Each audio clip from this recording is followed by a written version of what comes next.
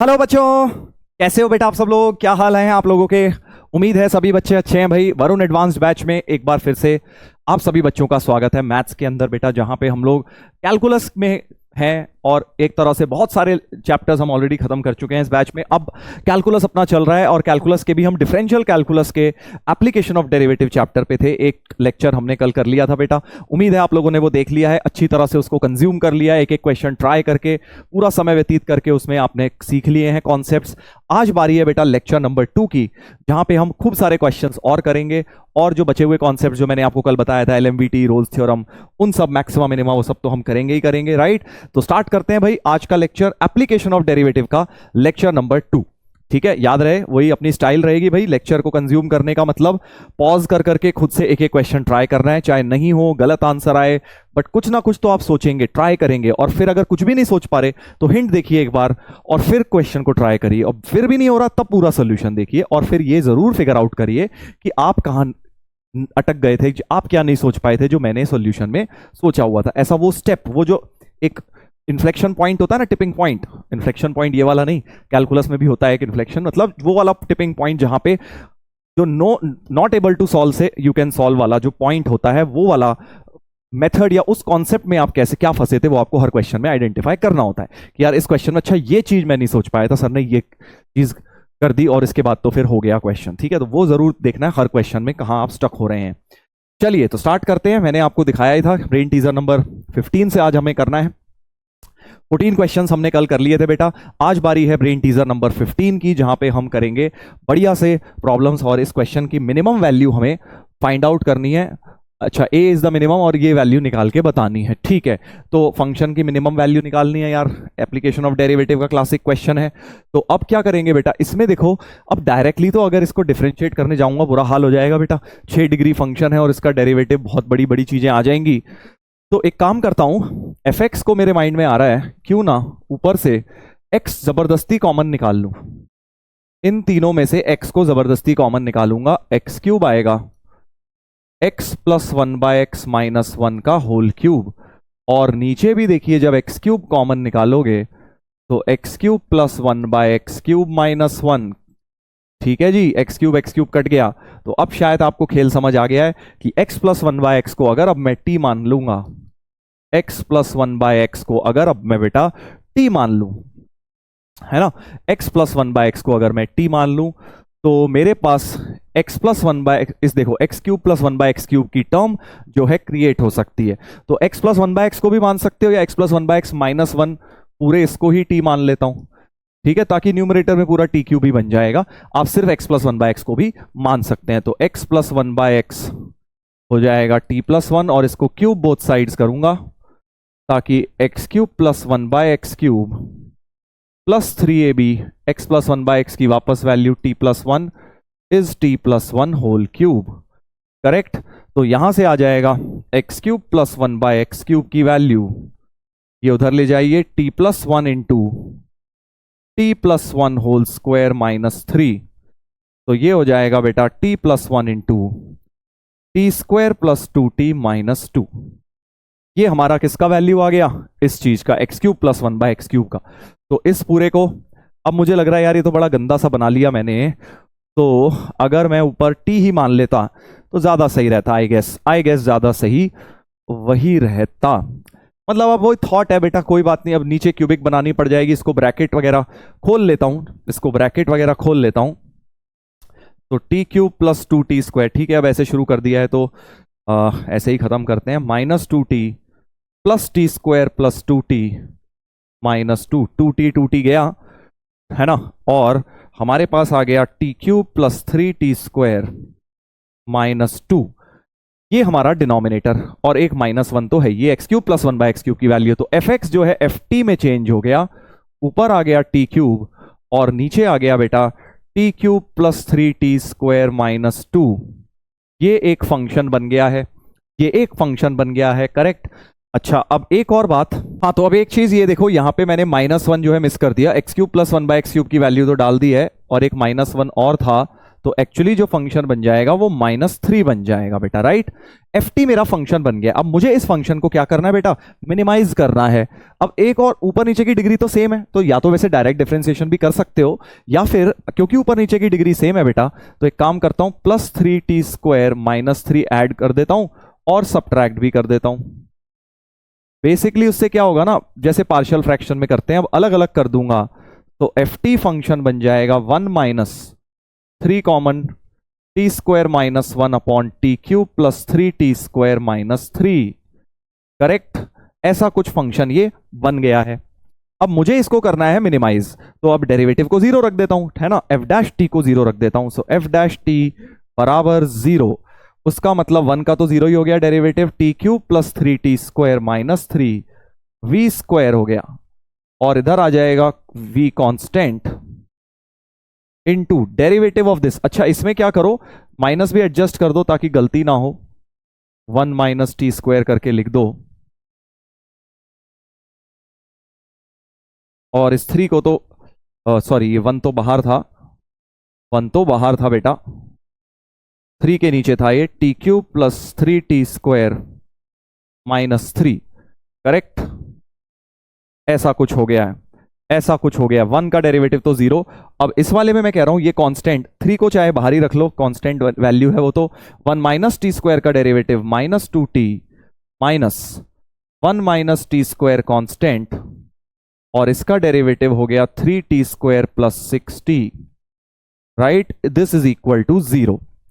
चलिए, अब कुछ कॉमन आ रहा है क्या, अगर ध्यान से देखो बेटा, तो यहां से भी 3t कॉमन आ रहा है, और यहां ऑलरेडी एक 3 था, ये 3 तो खैर 0 में गया, तो वी हैव माइनस माइनस भी कट जाएगा एक्चुअली। सो हमारे पास क्या आ जाएगा, देखो, t³ + 3t² -3 इंटू, ये -2t था, माइनस तो काट ही दिया है मैंने, प्लस इधर से प्लस कर दिया 1 - t² इंटू 1 - t² इंटू, यहां से 3t कॉमन ले लो बेटा, तो t + 2 हो जाएगा, t + 2, और यहां पे 3t लिख दिया है इक्वल टू 0, राइट। डेरिवेटिव को 0 रखा तो ये आया। अब t तो देखो एक कॉमन आके कट रहा है, तुम कहोगे t 0 क्यों नहीं लेंगे बेटा, t 0 इसलिए नहीं लेंगे क्योंकि इसको देखो, t 0 नहीं हो सकता, क्योंकि आपको एक बात पता है, x + 1/x क्या होता है, ग्रेटर देन इक्वल टू 2, या फिर x + 1/x less than equal to -2 होता है रियल नंबर के लिए। तो अगर x + 1/x -1 है, t की वैल्यू क्या हो जाएगी, इसमें -1 कर दो, so t greater than equal to 1 या t less than equal to -3। t की यही रेंज है, इसका मतलब जो t की वैल्यू 0 आ रही है वो पॉसिबल ही नहीं है। बाकी वैल्यू देखते हैं, सो 2 ब्रैकेट खोल लेते हैं, 2t³ + 6t² -6 + 3 into t + 2 -t³ -2t² बराबर 0, राइट। और 3 को भी ब्रैकेट खोल दो, सो 2t³ + 6t² -6 + 3t + 6 -3t³ -6t², 6t² cut गया, 6 और 6 भी कट गया, बहुत ही अच्छा हो गया है, बहुत ही अच्छा हो गया है। 2t³ भी बेटा ये कट जाएगा, सो हमारे पास आ गया सिर्फ 3t -t³ बराबर 0। फिर से t कॉमन, 3 - t² बराबर 0, t 0 हो नहीं सकता, t² बराबर 3, t ± √3 आता, but again -√3 is rejected because वो रेंज के बेटा बाहर है, t की रेंज के बाहर है, तो यानी t की वैल्यू सिर्फ +√3 हो रही होगी, है ना, as t greater than equal to 1 और t less than equal to -3 था। तो अब ये मिनिमा का ही पॉइंट है, मान लो यार, अब तुम फर्स्ट डेरिवेटिव से वैसे चेक भी कर सकते हो, बट मिनिमा का पॉइंट आप मान सकते हैं। फर्स्ट डेरिवेटिव लगा लीजिएगा, माइनस से प्लस ही साइन चेंज हो रहा होगा, मैं उतना जान नहीं रहा हूं √3 पे, क्योंकि एक माइनस साइन पहले था, ठीक है, फिर एक आई गेस माइनस और बना था, तो माइनस माइनस प्लस ही हो गया, सो उससे कम में नेगेटिव और पॉजिटिव बन रहा होगा, वो आप चेक कर लीजिएगा।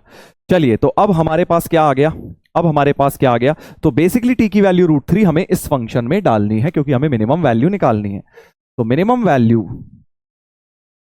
वैल्यू क्या हो जाएगी, t की वैल्यू √3 कहीं भी डाल लो, यहां डाल लो, चाहे यहां डाल लो, सो 1 प्लस ऐसी में डाल लेते हैं, जो प्लस सिर्फ t³ वाला फंक्शन था, t³ अपॉन, देखो ये था हमारा t³ upon t³ + 3t² minus 3, यही तो फंक्शन था हमारा जिसको हमने यहां मैनिपुलेट किया था बेटा।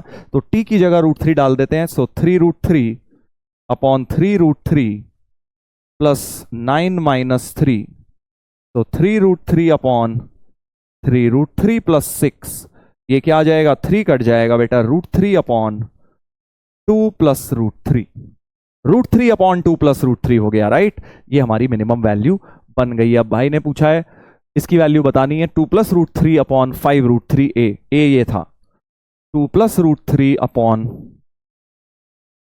5√3 इंटू ए की जगह ये डालना है √3 अपॉन 2 प्लस √3, ये कट गया, ये कट गया, तो 1/5 आ गया है आंसर। 1/5 का मतलब 0.2 हो गया है बेटा, डेसिमल में देखा जाए सो 0.20 न्यूमेरिक वैल्यू में आंसर हो जाएगा।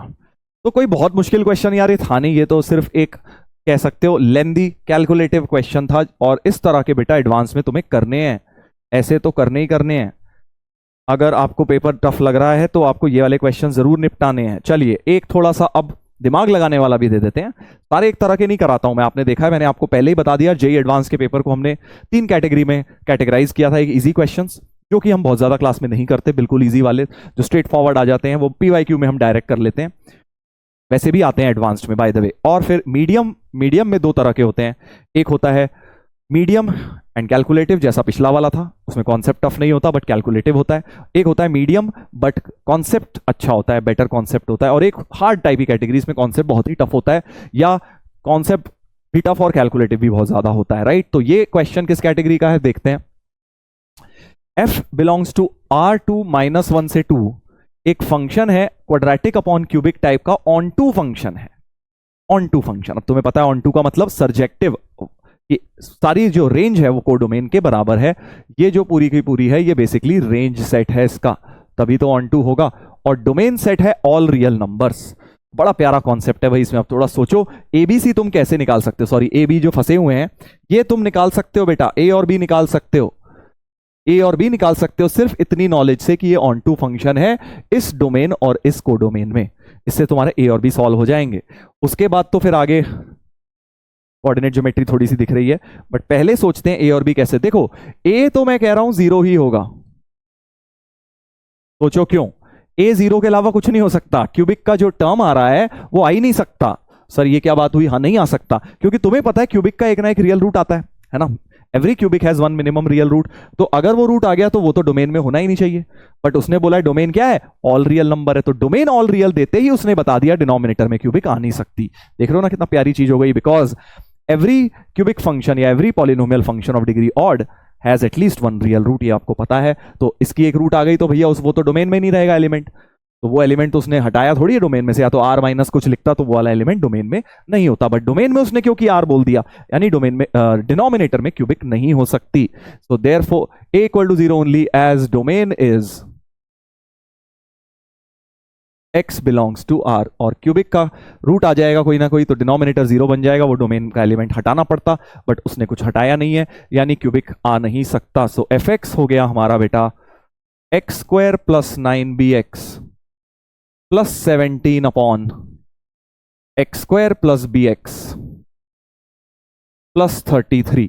अब क्वाड्रेटिक अपॉन क्वाड्रेटिक है, इसकी रेंज भी हमें दी हुई है ना, ये अब ये वाला सेट यूज करते हैं, रेंज इसकी दी हुई है, रेंज इसकी दी हुई है, क्या दी हुई है, -1 से 2 दी हुई है बेटा।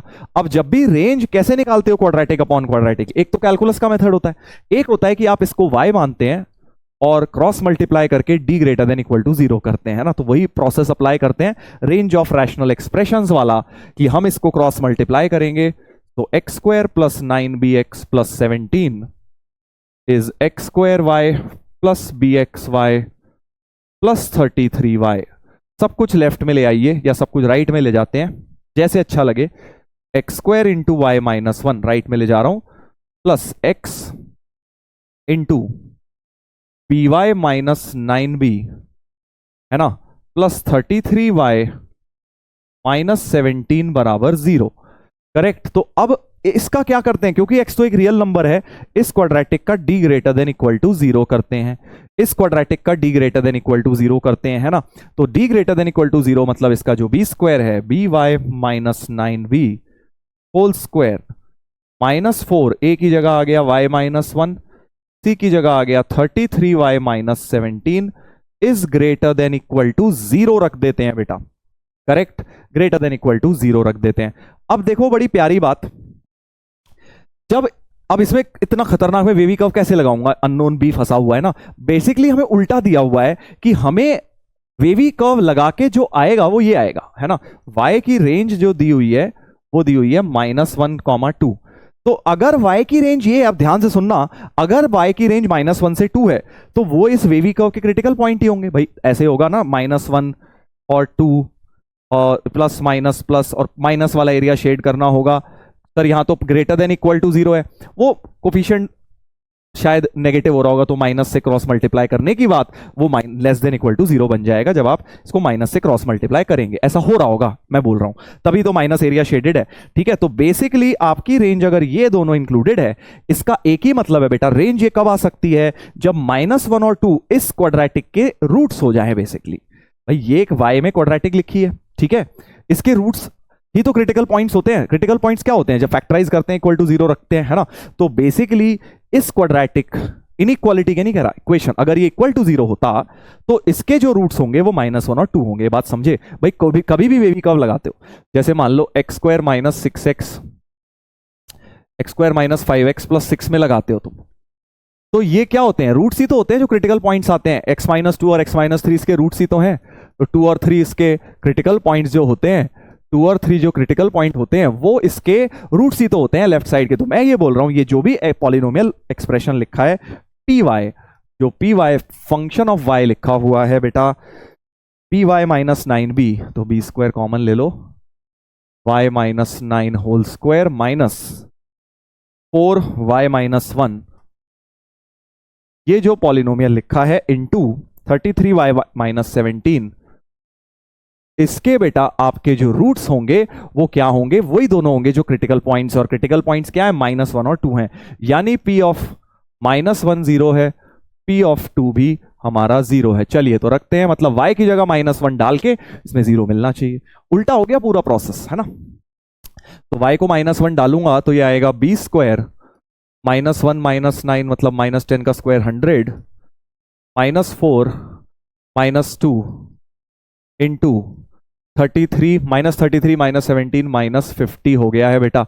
This is equal to 0। तो यहां से आ गया 100b plus sorry b² minus 3 minus है तो माइनस ही रह जाएगा, 4 इंटू 100 इक्वल टू 0। तो b² इक्वल टू 4, यानी b की वैल्यू ±2 आ गई। इसमें से भी देख लेते हैं क्या कोई रिजेक्ट हो रही है। p20 मतलब अब y को 2 डालूंगा, b² इंटू 49 -4 1 हो गया वो, तो 33 2 66 66 -17 49 ही हो गया है बेटा, 49 ही हो गया है। 49 कटा, बड़ा प्यारा डेटा हो गया। सो b² बराबर 4, b² बराबर 4, फिर से b की वैल्यू ±2 ही आ गई है, यानी b जो है हमारा ±2 में से ही कुछ भी हो सकता है ना।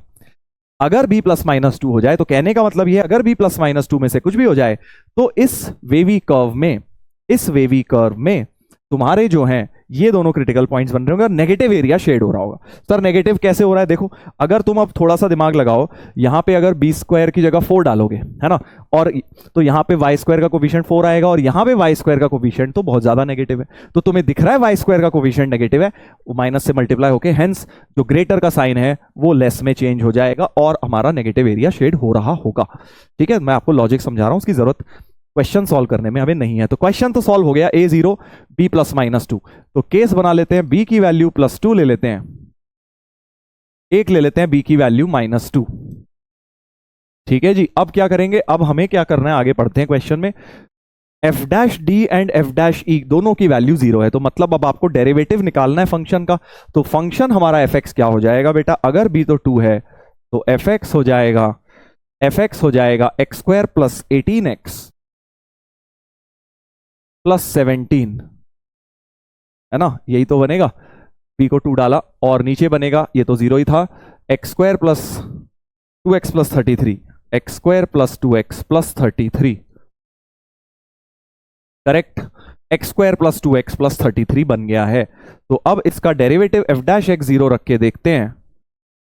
फिर से u बाई वी रूल लगाएंगे, x square plus 2x plus 33 whole square, x square plus 2x plus 33 into 2x plus 18 minus x square plus 18x plus 17 into 2x plus 2 into 2x plus 2 बराबर zero. Derivative को zero रख के मैं basically D और ई की values निकालना चाहता हूं।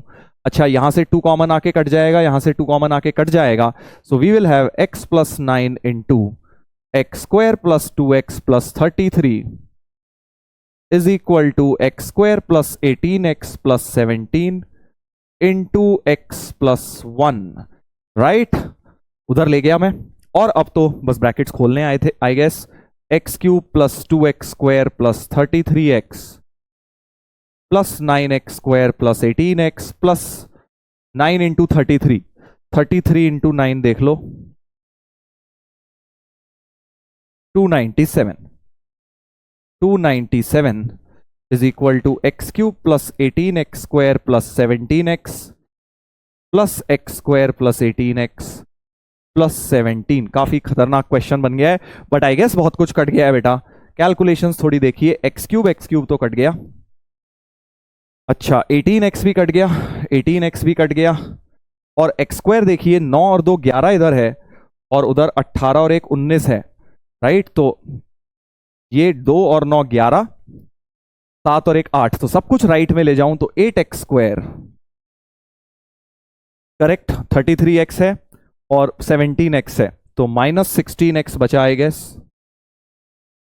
माइनस 16x, सब कुछ राइट में ले जा रहा हूं, ये भी गया। 297 जब 17 से जाएगा सो माइनस ऑफ 280 बन जाएगा आई गेस। 280 बन गया है ना। देख लीजिए, चेक कर लीजिए क्या क्वाड्रेटिक सही बनी है। कैलकुलेशंस भी है भाई इस क्वेश्चन में, दिमाग भी लगाना था, कैलकुलेटिव भी है, तो ये डिफिकल्ट क्वेश्चन है भाई।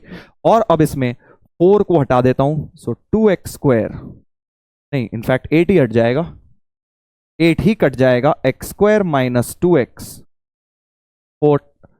70 का आधा 35 हो गया, 35। तो बहुत ही प्यारी क्वाड्रेटिक बन गई यार, दिल को खुशी मिल गई, क्योंकि इसके रूट्स तो आ गए बेटा। x plus x minus 7 into x plus 5 बराबर 0। x की वैल्यू 7 और x की वैल्यू माइनस 5 आ गई है। x की वैल्यू 7 और x की वैल्यू माइनस 5 आ गई है। अच्छा, हमें क्या बोला गया था कि d लेस देन ई वाला लेना है। d लेस देन ई, तो d हो गया इस केस में -5, e हो गया हमारा 7। ठीक है, d -5 और e 7 हो गया। अब सेकंड केस ले लेते हैं, b को बस -2 लेना है बेटा। b को जब -2 लोगे, केस 2 देखो, अब मैं इसी को कॉपी मार देता हूं, b को -2 ले रहा हूं, तो b को +2 की जगह अब हम -2 ले लेंगे। ये सब तो हटा देता हूं। सो b को -2 ले लिया, तो होगा क्या बेटा, केस 2 में b को मैंने -2 लिया है, तो यहां पे अब माइनस आएगा और यहां माइनस आएगा। करेक्ट भाई, b को -2 लोगे तो ये वाला जो बीच की फंक्शंस थे ये दोनों माइनस हो जाएंगे। ठीक है, तो अब नीचे भी यहां पे माइनस आ जाएगा, ये माइनस हो जाएगा और ये भी माइनस हो जाएगा। तुम दोबारा कर लेना, मैं बेसिकली जुगाड़बाजी से कर रहा हूं। ऐसा हो जाएगा और यहां माइनस हो जाएगा और यहां पे माइनस हो जाएगा। करेक्ट, अब हम क्या करेंगे, यहां पर भी ऐसे ही कर देंगे। ये माइनस हट गया, ये माइनस हट गया, ये माइनस हट गया और ये माइनस हट गया। अब आप जब ब्रैकेट्स खोलेंगे बेटा, एक बार दोबारा से ब्रैकेट्स खोल लेते हैं, तो एक्स क्यूब -2x स्क्वायर आएगा ये वाला, और +33x सही है। उसके बाद -9x स्क्वायर आएगा, +18x सही है, और -297 आएगा। कैलकुलेशन बिल्कुल सेम है, सिर्फ साइन चेंज हो रहे हैं। एक्स क्यूब -18x स्क्वायर आएगा, एक्स क्यूब -18x स्क्वायर आएगा, और +17x सही है, -x स्क्वायर आएगा, -x स्क्वायर आएगा, और +18x और -17 आएगा। ठीक है, तो अब आप जब इसको कैलकुलेट करेंगे बेटा, कैलकुलेट करेंगे, फिर से देखिए क्या क्या हो गया। अब क्वाड्रेटिक बना लो बस, तो 9 और 2 11, 11 जब उधर जाएगा, है ना, -19, इनफैक्ट लेफ्ट में ले आओ, अब सब कुछ लेफ्ट में ले आओ ताकि coefficient of x square positive बन जाए। -18 और -19, -19 में से 11 गया तो 8x स्क्वायर, सब कुछ लेफ्ट में ला रहा हूं, सब कुछ लेफ्ट में ला रहा हूं बेटा। 17x था, 17x जो था वो इधर आके, और 33 - 17 तो +16x बन जाएगा, और -297 +17 -280 बन जाएगा। तो वी विल हैव, फिर से देखिए, अब 8 कटेगा तो x स्क्वायर प्लस 2x -35 बनेगा। सो बेसिकली अब जो क्वाड्रेटिक बनेगी उसमें x +7 आएगा इधर, राइट, x +7 आएगा, x +7 इंटू x -5 आएगा। सही बात है कि नहीं? यानी x की वैल्यू बेटा -7 आएगी और 5, -7 और 5 आ जाएगी, करेक्ट। तो d तो छोटा वाला लेना है, इस बार d तुम्हारा हो जाएगा -7 और e की वैल्यू 5 हो जाएगी। क्या ये बात समझ आ गई है? सिर्फ साइन चेंज हो गए हैं। कितना प्यार से हमारा सेकेंड पार्ट भी सॉल्व हो गया। इनको हटा देते हैं सारे। हाँ, तो अब हमारे पास d और e दोनों केसेस निकल आए, एक बार -5 7, एक बार -7 5। अब हमारे पास ऑप्शन चेकिंग, अब क्वेश्चन शुरू होता है कोऑर्डिनेट ज्योमेट्री का, ठीक है। कैलकुलस का तो खत्म हो गया है। अच्छा, अब ध्यान से सुनिएगा, ए ऑप्शन में कह रहे, अच्छा एक बात नोटिस करो, तुम्हें बस d + e की जरूरत है, तुम्हें d और e की वैल्यू की जरूरत नहीं है। हर जगह d + e बनाया हुआ है। सो नोटिस करो, फर्स्ट केस में d + e कितना है? d + e बेटा 2 है, d + e 2 है, और सेकेंड केस में d + e -2 है, ठीक है। अब मैं जरा ऑप्शन चेकिंग कर रहा हूं, ऑप्शन चेकिंग करूंगा तो अगर फर्स्ट केस में मैं बेसिकली फर्स्ट केस का ले लेता हूं, है ना, b = 2 वाला ले लेता हूं, दैट इज ये वाला। तो d + e 2 और b भी यहां पे 2 था, तो d + e को तो 2 रख ही देता हूं और b को भी 2 रख देता हूं। तो मेरे पास बन जाएगा ए ऑप्शन का कर्व बन जाएगा बेटा, अगले पेज पे लिख देता हूं, ए ऑप्शन का कर्व जो है बन जाएगा x²/4, तो d + e को 2 लिया और b को 2 लिया है मैंने, this upon 3 = 1, राइट। b को 2 लिया है मैंने, b को 2 लिया है, तो क्या बन जाएगा बेटा हमारे पास? इसकी सेंट्रिसिटी निकालनी है, तो ये तो इलिप्स है, b² = a² 1 - e², यहां से आपका आ जाएगा 1/4 = e², यानी e की वैल्यू हाफ आ गई। So eccentricity of the curve this type can be half, बिल्कुल सही है। फर्स्ट केस के अगर मैं वैल्यू ले लूं डी, ई और बी की, तो हाफ आ जाएगी इसेंट्रिसिटी, ठीक है। अब वो कह रहे हैं इस सेम कर्व इसकी इसेंट्रिसिटी √5/2 हो सकती है क्या? तो सेकंड केस की वैल्यू डाल के देखता हूं, मतलब इसे -2 और बी को -2 डाल के जरा देखता हूं। तो बी ऑप्शन के लिए क्या कह रहा हूं? बी ऑप्शन के लिए इस बार d + e को -2 बना लो और b को -2, सेकेंड केस वाली वैल्यू डाल लो, तो x²/4 + y² अपॉन 1 + b था, है ना, 1 b + 1 था, तो b की जगह -2 डालना है, -2 + 1, तो ये कर्व तो तुम्हारा क्या हो जाएगा? हाइपरबोला हो जाएगा बेटा। तो हाइपरबोला के लिए b² = a² e² -1, तो इसेंट्रिसिटी हो गई √5/2। So eccentricity can be √5/2 also for this kind of curve. So B is also correct option, ठीक है। अब जरा अगला देख लेते हैं। ए तो 0 ही है, चाहे कोई भी केस ले लो, ए तो हमेशा 0 ही था, तो इस टाइप का कर्व हो जाएगा। और d + e चाहे +2 या -2 ले लो, ये वाले कर्व तो x²/4 + y²/1 ही रहेंगे। क्लियरली ये इलिप्स है, सो b² = a² 1 - e², तो यहां से आ जाएगा 3/4 = e², यानी e की वैल्यू √3/2। तो this is possible, c is possible, d is obviously wrong. तो बहुत प्यारा क्वेश्चन हो गया। A b c are the correct answers, multiple correct question, ठीक है। लेंदी एंड डिफिकल्ट क्वेश्चन था ये वाला, बट उसमें बहुत सारे छोटे छोटे कॉन्सेप्ट है। जैसे सिर्फ इतना भी पूछा जा सकता है, छोटा बनाना हुआ तो ये दे दिया एक फंक्शन, और ये ऑन टू फंक्शन है, डेरिवेटिव छोड़ दो, आगे कुछ नहीं दिया, बस find the value of a and b. तो इतना क्वेश्चन बन जाता, ए की वैल्यू आ गई तुम्हारी 0, बी की आ गई +-2, बस इतना क्वेश्चन खत्म, ठीक है। तो लेंदी तो बनाया हुआ है, आगे डेरिवेटिव की चीजें पूछ के ऑप्शन बना के बट इतना भी क्वेश्चन को बनाया जा सकता था बेटा, ठीक है। ऐसे ऐसे बन गया क्वेश्चन, प्यारा question, brain teaser number 16। Next पर आते हैं भाई, ब्रेन टीजर नंबर 17। ये वाला ट्राई करिए, देखने में खतरनाक है बेटा बट एक्चुअली आपसे हो जाएगा, आप कोशिश जरूर करिए। F R to R be a function defined by f x equal to this, f x equal to this से डिफाइंड है, x belongs to a comma b union c comma d. अच्छा, एक क्यूबिक फंक्शन है और notice करो वो factorise भी शायद हो रहा है। एफ एक्स जो हो रहा है x square common x minus 3 minus 9x minus 3 करके रख लेता हूं, शायद काम आ जाए। आगे पढ़ते हैं, आगे लिखा हुआ है कि देन दिस इनइक्वालिटी सॉल्व करने के ये सॉल्यूशन है।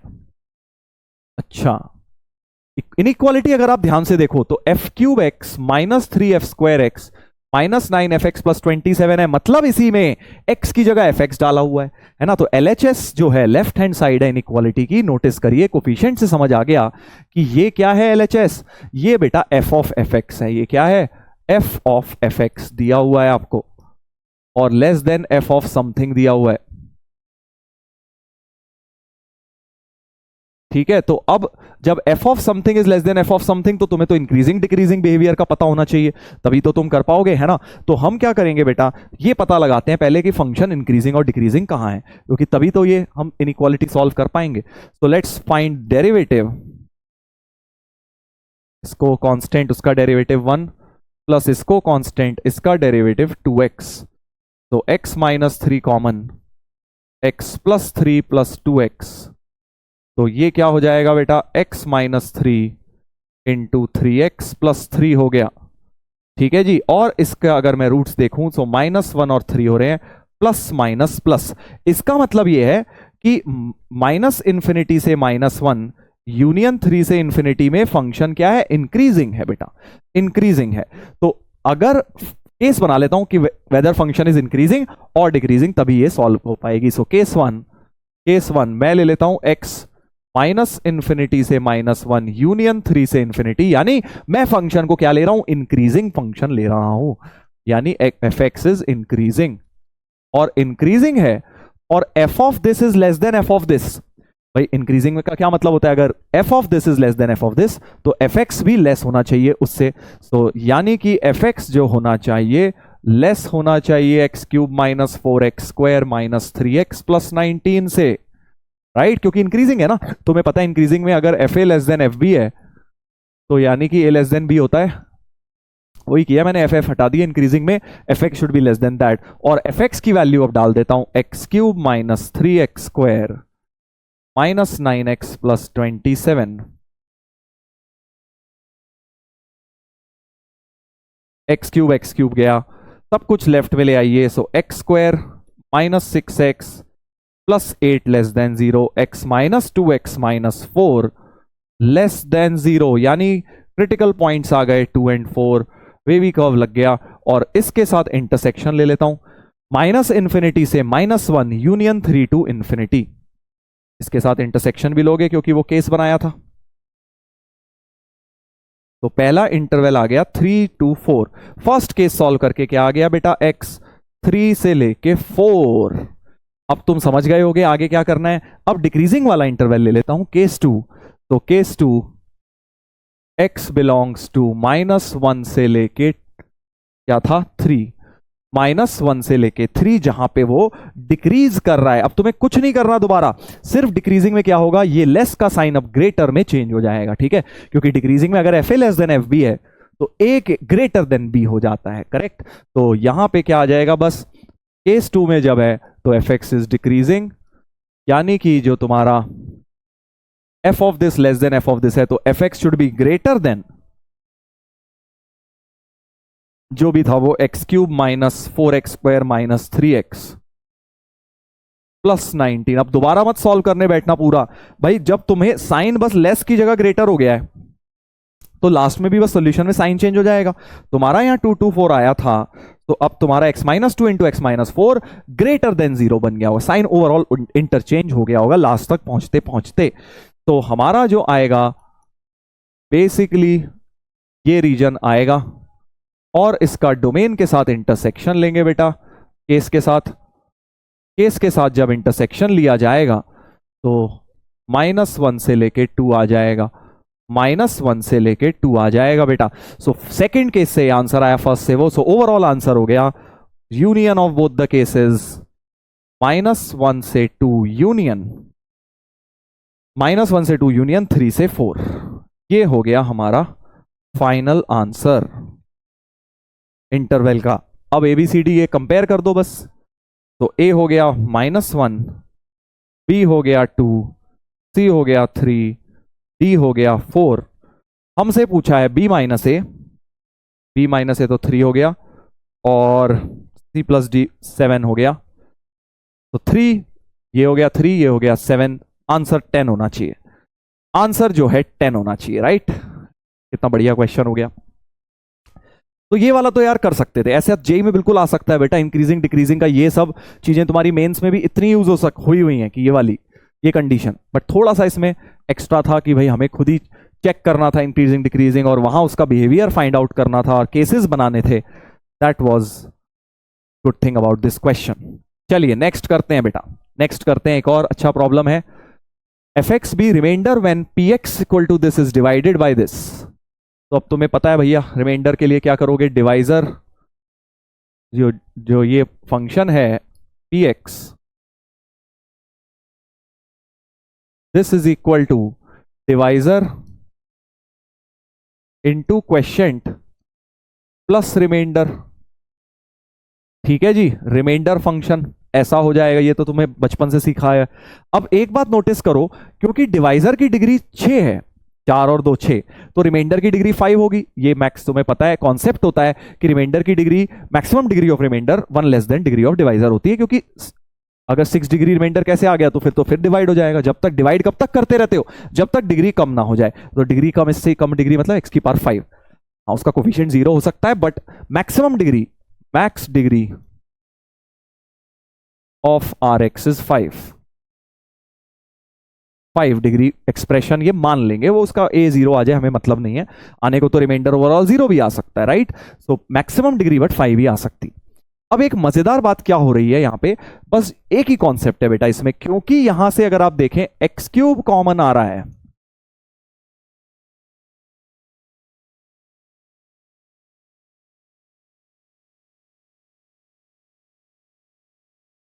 x³ कॉमन आ रहा है, और इसमें से भी एक तरह से x³ कॉमन ही है। तो क्या मैं बोल सकता हूं Rx में से भी तो x³ कॉमन आएगा, Rx में से भी तो x³ कॉमन आएगा भाई। मतलब तुम ऐसे मान लो Rx जो होगा दिस माइनस दिस होगा, तो ओवरऑल x³ तो कॉमन ही आ रहा होगा ना। तो 5 में से जो 3 डिग्री है वो तो x³ ही हो गई है ना। तो आप Rx को कैसा मानेंगे, आप Rx को मान लेंगे x³ into ax² plus bx plus c। खेल समझ आया भाई, क्योंकि यहां पर भी x³ कॉमन आ रहा है, यहां पर भी तुम लेफ्ट में ले जाओ तो Rx is equal to this minus this, overall में से x³ कॉमन आना ही आना है भाई, आएगा ही ना, तभी तो वो दोनों में से अगर x³ आ रहा है भाई, ये तो सिंपल सी बात है ना। अगर मान लो आपके पास 70 है और डिवाइजर में है 14, तो इसमें से मान लो 7 कॉमन आ रहा है, तो रिमाइंडर में भी आएगा ही ओवरऑल चीज का, अगर आप उसको divisor into question plus remainder form में लिखेंगे, मैं ये बोल रहा हूं, ठीक है। तो ओवरऑल आपका वो फैक्टर कॉमन आएगा ही आएगा। एक एग्जांपल दे रहा हूं, नंबर के लिए नहीं, हम पॉलिनोमियल के लिए बात कर रहे हैं, क्योंकि इसमें भी x³ कॉमन, इसमें भी कॉमन। तो ऐसे सोचो, लेफ्ट में ले जाके x³ कॉमन आएगा, लेफ्ट में ले जाके x³ कॉमन आएगा ही आएगा, तो उसमें x³ कॉमन आना ही चाहिए। तो अब हमारे पास ax² plus bx plus c वाली चीज बच गई, x³ काट दो। अब तो ओवरऑल में से x³ काट ही सकते हो ना, ओवरऑल में से x³ काट दो, तो हमारे पास बन गई x की power 70 minus 2x³ plus 3 equal to x² minus 1qx plus ax² plus bx plus c। और अब ABC निकालने के लिए इन रूट्स की मदद ली जाती है, क्योंकि qx तो अननोन है। तो x को 0 डाल दो, इसमें x को 0 डाल दो, तो ये 0 बन जाएगा। तो लेफ्ट साइड हो गई 3, ये 0 हो गया, ये 0 ये 0, c, तो c की वैल्यू तो 3 आ गई x 0 डाल के। नेक्स्ट x क्या डालूंगा बेटा, 1 डालूंगा, क्योंकि 1 डाल के भी एक्सप्रेशन 0 हो रहा है, इसके रूट्स डालोगे बस। तो x को 1 डालोगे, यहां आएगा 1 माइनस 2 प्लस 3, ये तो 0 इंटू क्यू एक्स 0 ही बन जाएगा, उधर a प्लस बी प्लस सी हो जाएगा। करेक्ट। तो यहां से आ गया a प्लस बी प्लस 3, सी की जगह 3 डाल दिया, इक्वल्स टू 2। तो यहां से आ गया a plus b is -1, a plus b -1 आ गया बेटा। और लास्ट x को क्या डालेंगे, -1 पर भी इसका रूट -1 भी है तो वो भी डाल के 0 बन जाएगा, है ना। QX क्योंकि अननोन है इसलिए हम इसके रूट डाल रहे हैं ताकि 0 इंटू एनीथिंग 0 हो जाए। x को -1 डालूंगा, 1 plus 2 plus 3 is equal to क्या आ जाएगा, ये तो 0 हो गया, a minus B plus C, C की जगह 3, 3 3 कट गया, सो a माइनस बी आ गया 3। दो इक्वेशंस को ऐड कर दो, सो 2a बराबर 2, a बराबर 1 हो गया, a बराबर 1 यानी b बराबर -2, a1b -2 हो गया है बेटा, a1b -2 हो गया है। करेक्ट। क्या इतनी बात समझ आ गई है? तो a b c निकल आए और x क्यूब तो था ही साथ में, तो जो rx है मतलब जो fx मानना था हमें, fx इज द रिमाइंडर, तो fx जो है वो हो जाएगा x क्यूब तो कॉमन था ही, into A X square plus B X plus C, A की जगह आया है 1 x square minus 2x plus 3। ऐसा फंक्शन fx आ चुका है बेटा, ऐसा फंक्शन fx आ चुका है। ठीक है, अब हमें क्या निकालना है, range of f of fx। अच्छा, तो अब f ऑफ fx निकालूंगा क्या? नहीं, देखो fx क्या है, x की पावर 5 माइनस 2x की पावर 4 प्लस 3x क्यूब है। नोट करो, अगर f ऑफ fx निकालूंगा तो fx की पावर 5 माइनस 3fx की power 4 plus 3fx whole cube आएगा। नोटिस करो ये भी एक पॉलिनोमियल आएगा f ऑफ fx, और इसकी डिग्री क्या होगी, इसकी डिग्री तो सर 25 होगी, क्योंकि x की पावर 5 की पावर 5 बन गई, तो यानी degree of f of fx, degree of f of fx is 25 बेटा इसकी डिग्री हो गई है ना। 25 डिग्री पॉलिनोमियल है, और 25 डिग्री एक ऑड डिग्री पॉलिनोमियल होता है, और ऑड डिग्री पॉलिनोमियल का आपको पता है, every odd degree polynomial the range is all real number, क्योंकि वो प्लस इंफिनिटी तक भी जाता है और माइनस इंफिनिटी तक भी जाता है, राइट, और कंटिन्यूस तो होता ही है। सो वेरी वेरी इंपॉर्टेंट, इसको याद रखिएगा that every odd degree polynomial, the range of every odd degree polynomial is all real number if the domain is all real। Domain all real था ही तो range भी all real आ जाएगा, क्योंकि degree is odd.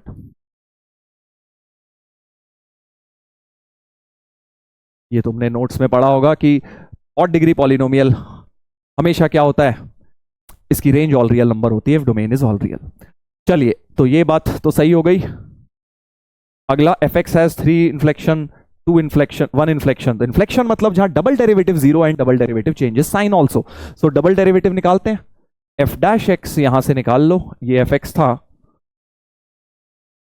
f dash X हो जाएगा 5x4 minus 8x cube plus 9x square, f double dash X हो जाएगा 20x cube minus 24x square plus 18x, 2x common आ गया बेटा, 10x square minus 12x plus 9। इसको 0 जब मैं डालूंगा तो एक रूट तो आ रहा है x इक्वल टू 0, और इस क्वाड्रेटिक का क्या कोई रूट आ रहा है? डिस्क्रिमिनेंट चेक करते हैं, बी स्क्वायर माइनस 4ac, नहीं नेगेटिव आ रहा है भाई, नेगेटिव आ रहा है, यानी यहां से कोई रूट नहीं आ रहा, एक ही x इक्वल टू 0 रूट आ रहा है, जिसके अबाउट ऑब्वियसली साइन चेंज तो होगा।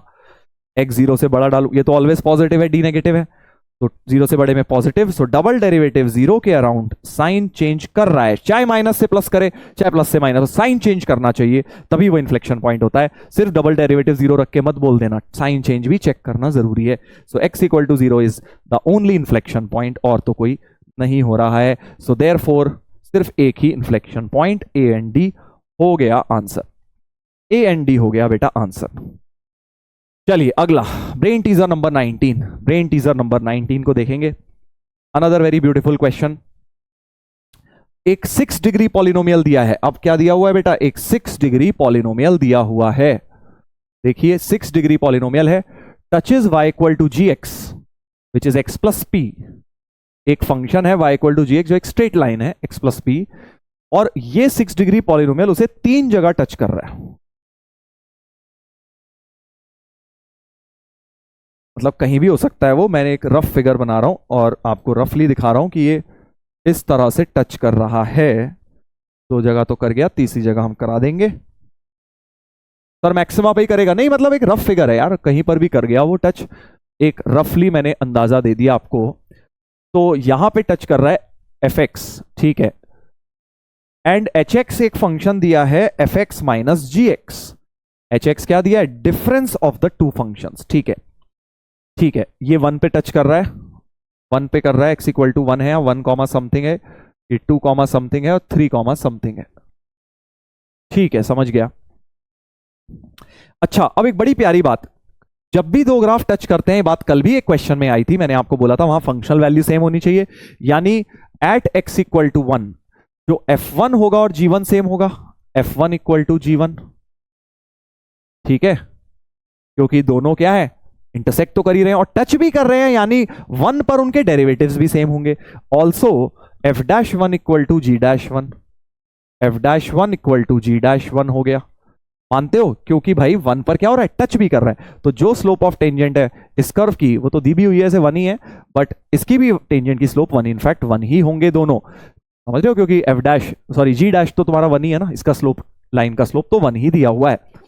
तो कॉन्सेप्ट ऑफ टचिंग लगा दिया कि जिस भी पॉइंट पे टच करता है वहां फंक्शनल वैल्यू सेम होती है एक तो, और डेरिवेटिव वैल्यू भी सेम होती है, ठीक है। सेम चीज 2 के लिए भी हम कह सकते हैं, सिमिलरली g2 f2 बराबर g2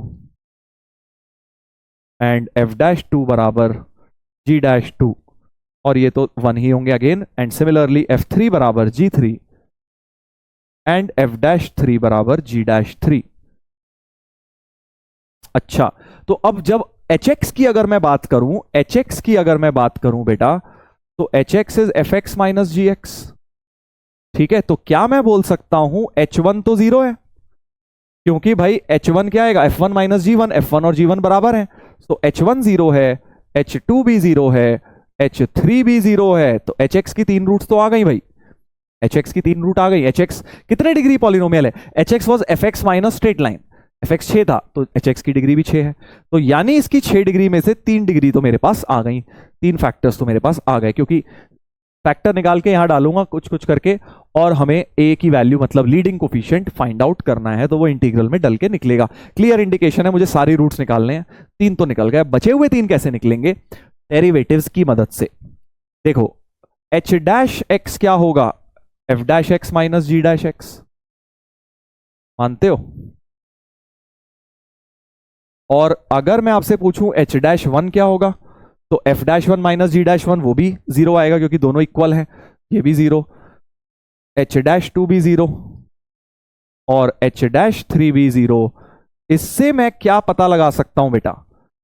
इससे मैं ये पता लगा सकता हूं कि अगर किसी फंक्शन का किसी पॉइंट पे एक पॉलिनोमियल फंक्शन है, 1 h का रूट भी है और h डैश का भी रूट है, इसका क्या मतलब हुआ? बड़ा प्यारी, बहुत प्यारा कॉन्सेप्ट होता है क्यूबिक के ग्राफ जब आपको बताए जाते हैं, वहां पे आपने पढ़ा होगा कि कभी भी अगर ऐसा हो जाए, एक fx एक पॉलिनोमियल है और f अल्फा भी 0 आ जाए एंड f डैश अल्फा भी 0 आ जाए, तो इसका क्या मतलब है? पॉलिनोमियल फंक्शन में अगर f अल्फा 0 है मतलब वो रूट है, f डैश अल्फा 0 है मतलब वो मैक्सिमा या मिनिमा भी है, मतलब अल्फा पे ग्राफ क्या करेगा, टच कर जाएगा।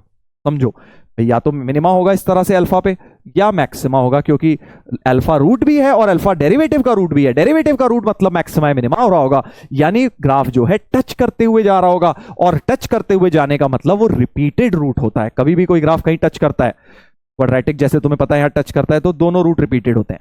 क्यूबिक का ग्राफ अगर ऐसे करके ऐसे जाए, तो यहां पे 2 रिपीटेड रूट, यहां पे एक अलग रूट होता है, right? Whenever graph touches the x axis, मतलब वहां रिपीटेड रूट आते हैं, वो टेंजेंट बन रही है, यानी x equal to alpha is a repeated root. तो कभी भी अगर ऐसा आ जाए, f alpha is 0, f dash alpha is 0, so x equal to alpha is twice repeated root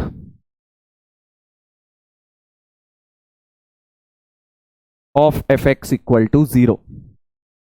मतलब यहां पे भी अगर मैं बात करूं, क्योंकि h1 भी 0 आ रहा है इस फंक्शन में, h1 भी 0 आ रहा है, h डैश 1 भी 0 आ रहा है, और ये पॉलिनोमियल फंक्शन है, तो x इक्वल टू 1 क्या होगा, डबल रिपीटेड रूट होगा, यानी x माइनस 1 का होल स्क्वायर आ रहा होगा, यानी कि जो hx है उसे आप क्या लिख लेंगे, a times x minus 1 whole square. Similarly 2 भी रिपीटेड रूट आएगा, h2 h डैश 2 भी 0 है, तो इस कॉन्सेप्ट से 2 भी रिपीटेड रूट 3 भी रिपीटेड रूट। बड़ा प्यारा कॉन्सेप्ट है भाई, काम आता है बहुत कैलकुलस में, याद रखना। अगर x इक्वल टू 1 मान लो, एफ एक्स का भी रूट है एफ डैश एक्स का भी, तो x माइनस 1 होल स्क्वायर आएगा एफ एक्स में, ठीक है। अगर मान लो यही चीज तुम आगे भी इसको एक्सटेंड कर सकते हो कि अगर एफ अल्फा भी 0 आ रहा है, एफ डैश अल्फा भी 0 आ रहा है, एफ डबल डैश अल्फा भी 0 आ रहा है, तो वो ट्राइस रिपीटेड रूट हो जाएगा। मतलब थ्राइस रिपीटेड मतलब x माइनस अल्फा का होल क्यूब आ रहा होगा वहां पे, समझ गए ना। इसको जनरलाइज आप कर सकते हैं। तो ऐसा कुछ बन जाएगा एच एक्स फंक्शन मेरा ऐसा कुछ बन जाएगा। यहां तक तो आपका ये कह लो पॉलिनोमियल्स, एओडी, ये सब का मिक्सचर लग गया है। अब मेन काम है इंटीग्रेशन का। ए निकालने के लिए ये इंटीग्रल में वैल्यू डालनी है। तो अभी भी क्वेश्चन खत्म नहीं हुआ है, बड़ा प्यारा है अभी भी। 1 से 3 H x D x, H x की वैल्यू डाल दो ए इंटू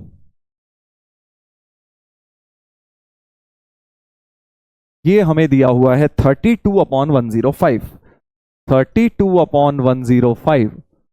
तो अब यहां से ए सॉल्व करना पड़ेगा। सर इतना खतरनाक इंटीग्रल करेंगे?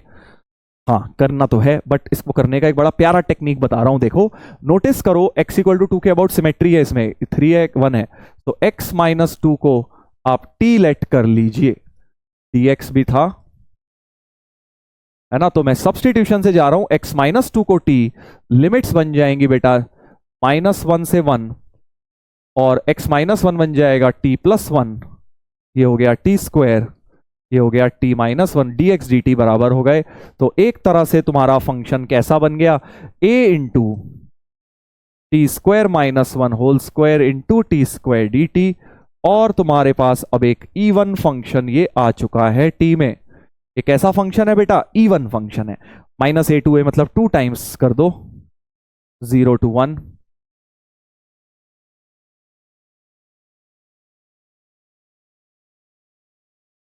अब इसको ब्रैकेट खोल के इंटीग्रेट कर दो, टी स्क्वायर -1 का होल स्क्वायर था तो t4 plus 1 minus 2t square, into में टी स्क्वायर खोल भी दो तो t6 plus T square minus 4 2 6 हो गए, प्लस 1 था वो टी स्क्वायर हो गया, माइनस 2t स्क्वायर आता तो माइनस 2t4 हो गया, 2 भी काट दो उधर से, 16/105 बन गया बेटा। तो ये t 7/7 1/7 आ गया, लिमिट्स भी डाल दी, ये 1/3, ये 2/5 बन गया बेटा, into a equal to 16/105। LCM I think इसका 105 ही बन रहा है, 105 ही बन रहा है। तो 15 35 21 का डबल 42 है ना, इक्वल टू 16/105, ये कट गया बेटा। तो a इंटू कितना हो गया 50 माइनस 42, सो 8a की वैल्यू 16 हो गई है, a की वैल्यू 2 आ गई है। इंटीजर टाइप क्वेश्चन, बढ़िया क्वेश्चन हो गया, राइट। कितना प्यारा कॉन्सेप्ट बन गया। आगे जाके इंटीग्रेशन का सब्सटीट्यूशन से प्रॉपर्टीज ऑफ इंटीग्रेशन लग के भी क्वेश्चन सॉल्व हो गया। अगेन मिक्स्ड कैलकुलस का बढ़िया क्वेश्चन। एओडी तो लगा ही है यहाँ पे, ये वाला फंडा लगा है एओडी का, अल्फा रिपीटेड रूट आ गया, ये वाला कॉन्सेप्ट बहुत बहुत बहुत इंपॉर्टेंट।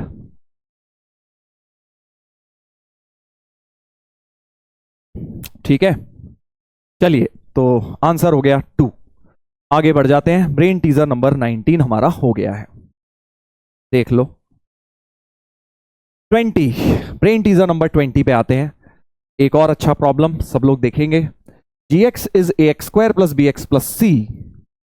gx एक इस तरह का क्वाड्रेटिक है, abc नेचुरल नंबर है, और 0 से 1 इंटीग्रल ऑफ gx दिया है। ऐसा तो यार पहले भी कहीं पे बना था, 0 से 1 इसका integral ax square plus bx plus c, याद आ रहा है मुझे किसी होमवर्क क्वेश्चन में फंक्शंस में बना था। तो ax cube by 3 a/3 bx square by 2 plus c 11/6 है। एलसीएम लेंगे तो 2a plus 3b plus 6c बराबर 11।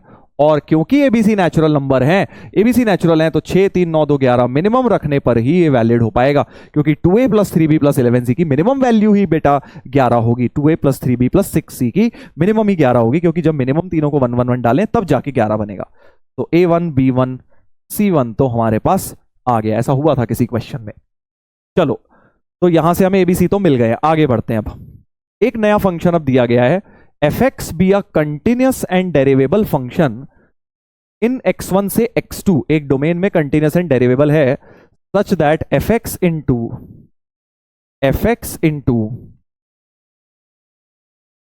f dash x is greater than equal to x, root वाली टर्म इधर ले आता हूं के साथ, अच्छी लगेगी ये, fx की पावर 4, ठीक है जी।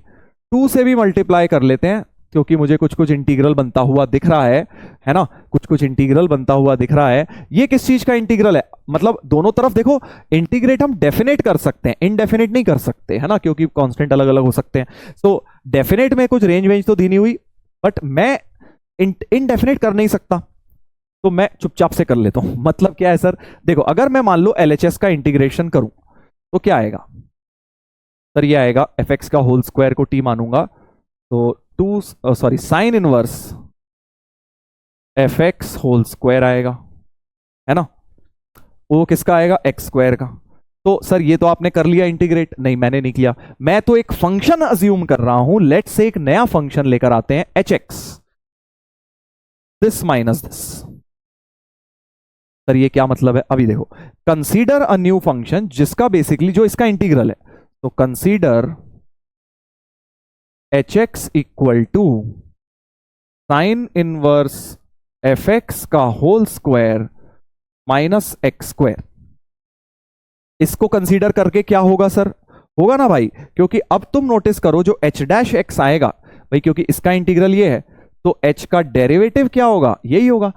तो h डैश x आ गया, this minus two x, but वो तो क्या आएगा, ग्रेटर देन इक्वल टू 0 आएगा, है ना, क्योंकि ये चीज इससे बड़ी है। So h dash x is greater than equal to 0 for every x in x1 से x2, जो भी होगा, करेक्ट। तो यानी ये वाला फंक्शन कैसा है, एक इंक्रीजिंग नॉन डिक्रीजिंग फंक्शन है बेसिकली, क्योंकि इसका डेरिवेटिव हमेशा पॉजिटिव आ रहा है। मतलब उल्टा सोच लिया मैंने, ये किसका डेरिवेटिव था, इसका, कैसे पता लगा, इसको इंटीग्रेट करके देख लिया।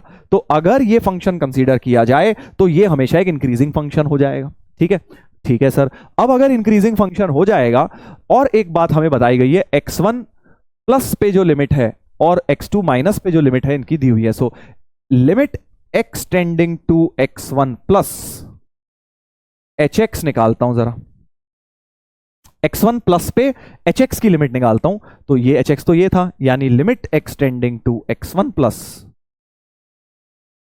Sign inverse fx whole square minus x square, right.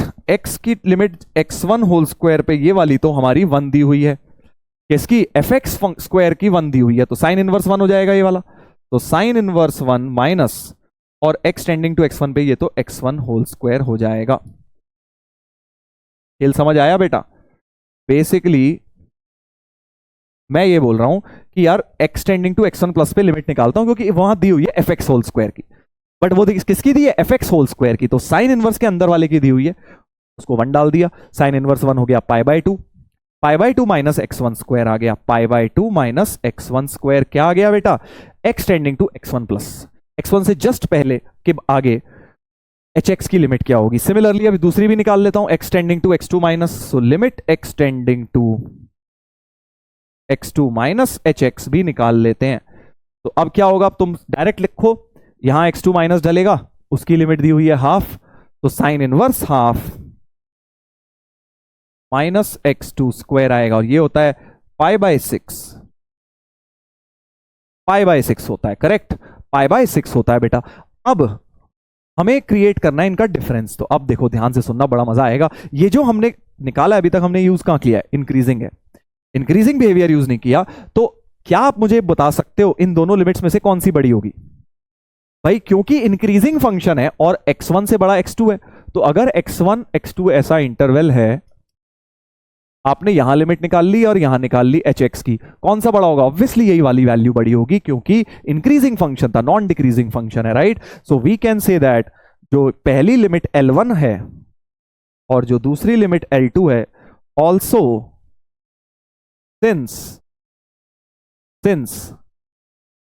hx is non decreasing, यानी कि जो लिमिट आएगी बेटा, जो लिमिट आएगी L2 will be greater than L1, ठीक है जी, L2 बड़ी होगी क्योंकि वो x2 बाद वाले पॉइंट की लेफ्ट साइड इधर वाली है, डोमेन उसका बड़ा ही है। सो L2 की वैल्यू थी π/6 माइनस x2 स्क्वायर, इसकी थी π/2 माइनस x1 स्क्वायर।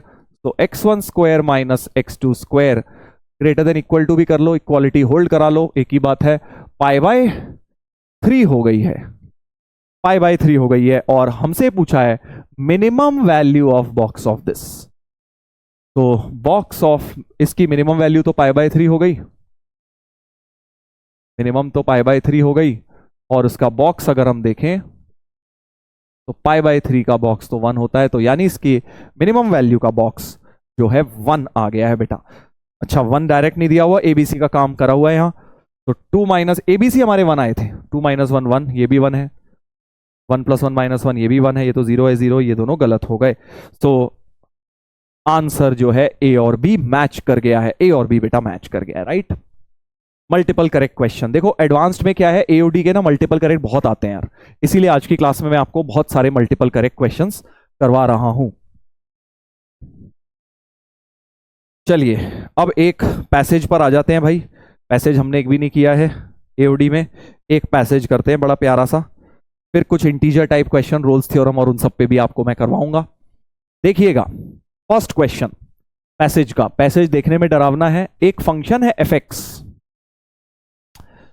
अच्छा बड़े खतरनाक है भैया, 4-5 ब्रांचेस हैं, और एक फंक्शन है gx जिसका मिनिमम ऑफ ft है और t की रेंज ये है और मैक्सिमम ऑफ ft t की रेंज ये, ठीक है। तो मिनिमम मैक्सिमम निकालना मतलब पहला काम तो क्या है, fx का ग्राफ ही बनाना पड़ेगा। So let's plot the graph of fx, carefully करने वाली चीज है, again a mixed calculus question is there, जिसको आपको बहुत केयरफुली बेटा करना है, ठीक है। तो पहले मैं देख रहा हूं 0 पे तो 0 है, मैं उधर लेफ्ट वाले पे नहीं जा रहा, अभी बना लूंगा, डरावना सा लग रहा है, 0 पे 0 है और 0 इधर डाल रहा हूं, ये वाला तो पैराबोलिक ग्राफ है, बड़े आराम से बन जाएगा 0 से 2 वाला। 0 से 2 वाला कैसे बनेगा सर, देखो 0 पे ये -2 से शुरू हो रहा है और 2 पे जाके वो 0 ही हो जाएगा और ओपन ब्रैकेट रहेंगे क्योंकि वो एंड पे ओपन है, करेक्ट। पैराबोला बना दिया यार x² -4 का मैंने, 0 पे देखा वो -2 की तरफ जा रहा है ना, और मैंने यहां से इन दोनों ब्रांचेस से शुरू किया है। अगली ब्रांच 2 पे देखेंगे तो x को 2 डालेंगे तो 2ln1 विच इज 0 ओनली, यानी 2 पे यहीं 0 से शुरू होगी और ln x का कर्वेचर चलेगा आगे, तो है ना x -1 है तो 1 यूनिट शिफ्ट हो गया होगा, कर्वेचर ln x का चलेगा इस तरह से बेटा चलेगा।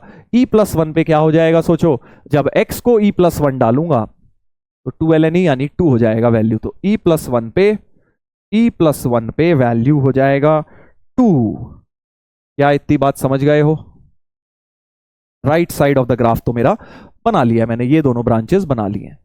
अब ये वाली से शुरू करता हूं, हाफ टाइम्स 4 - x², उल्टा पैराबोला है ये, 4 - x², -2 से 0, तो 0 पे नोटिस करो 2 से शुरू हो रहा है, यहां से शुरू हो रहा है ना भाई, 0 पे, और यहां हॉलो डॉट होगा क्योंकि ओपन है, 0 पे 2 से शुरू हो रहा है और उल्टा पैराबोला -2 पे जाके 0 हो जाएगा, सो समथिंग लाइक दिस, यहां पे भी हॉलो हो जाएगा।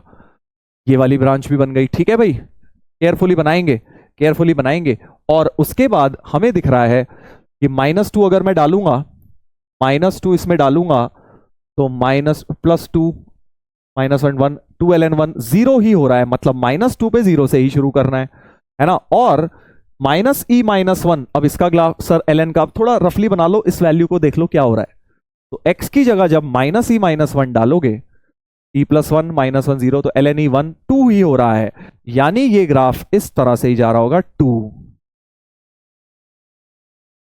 2 बेसिकली मैक्सिमम वैल्यू ओवरऑल में हो रही है। सर कर्वेचर ऐसा क्यों होगा, वो तुम ग्राफिकल ट्रांसफॉर्मेशन से देख सकते हो इसका ग्राफ, बट आप डबल डेरिवेटिव देख लो, कॉनकेव डाउनवर्ड ही हो रहा होगा, क्योंकि ऐसे होके कहां जाएगा, ln x को तो तुम्हें पता है ना, इस तरह से कर्वेचर चलता है, उधर ऐसे जाता है, इधर ऐसे जाएगा, तो इस तरह से मैंने रफली बना दिया। आप चाहें तो डबल डेरिवेटिव उसका निकाल लीजिए, कॉनकेव डाउनवर्ड ही आ रहा होगा, ठीक है भाई। तो एक रफली मैंने ग्राफ सा प्लॉट कर दिया है fx का।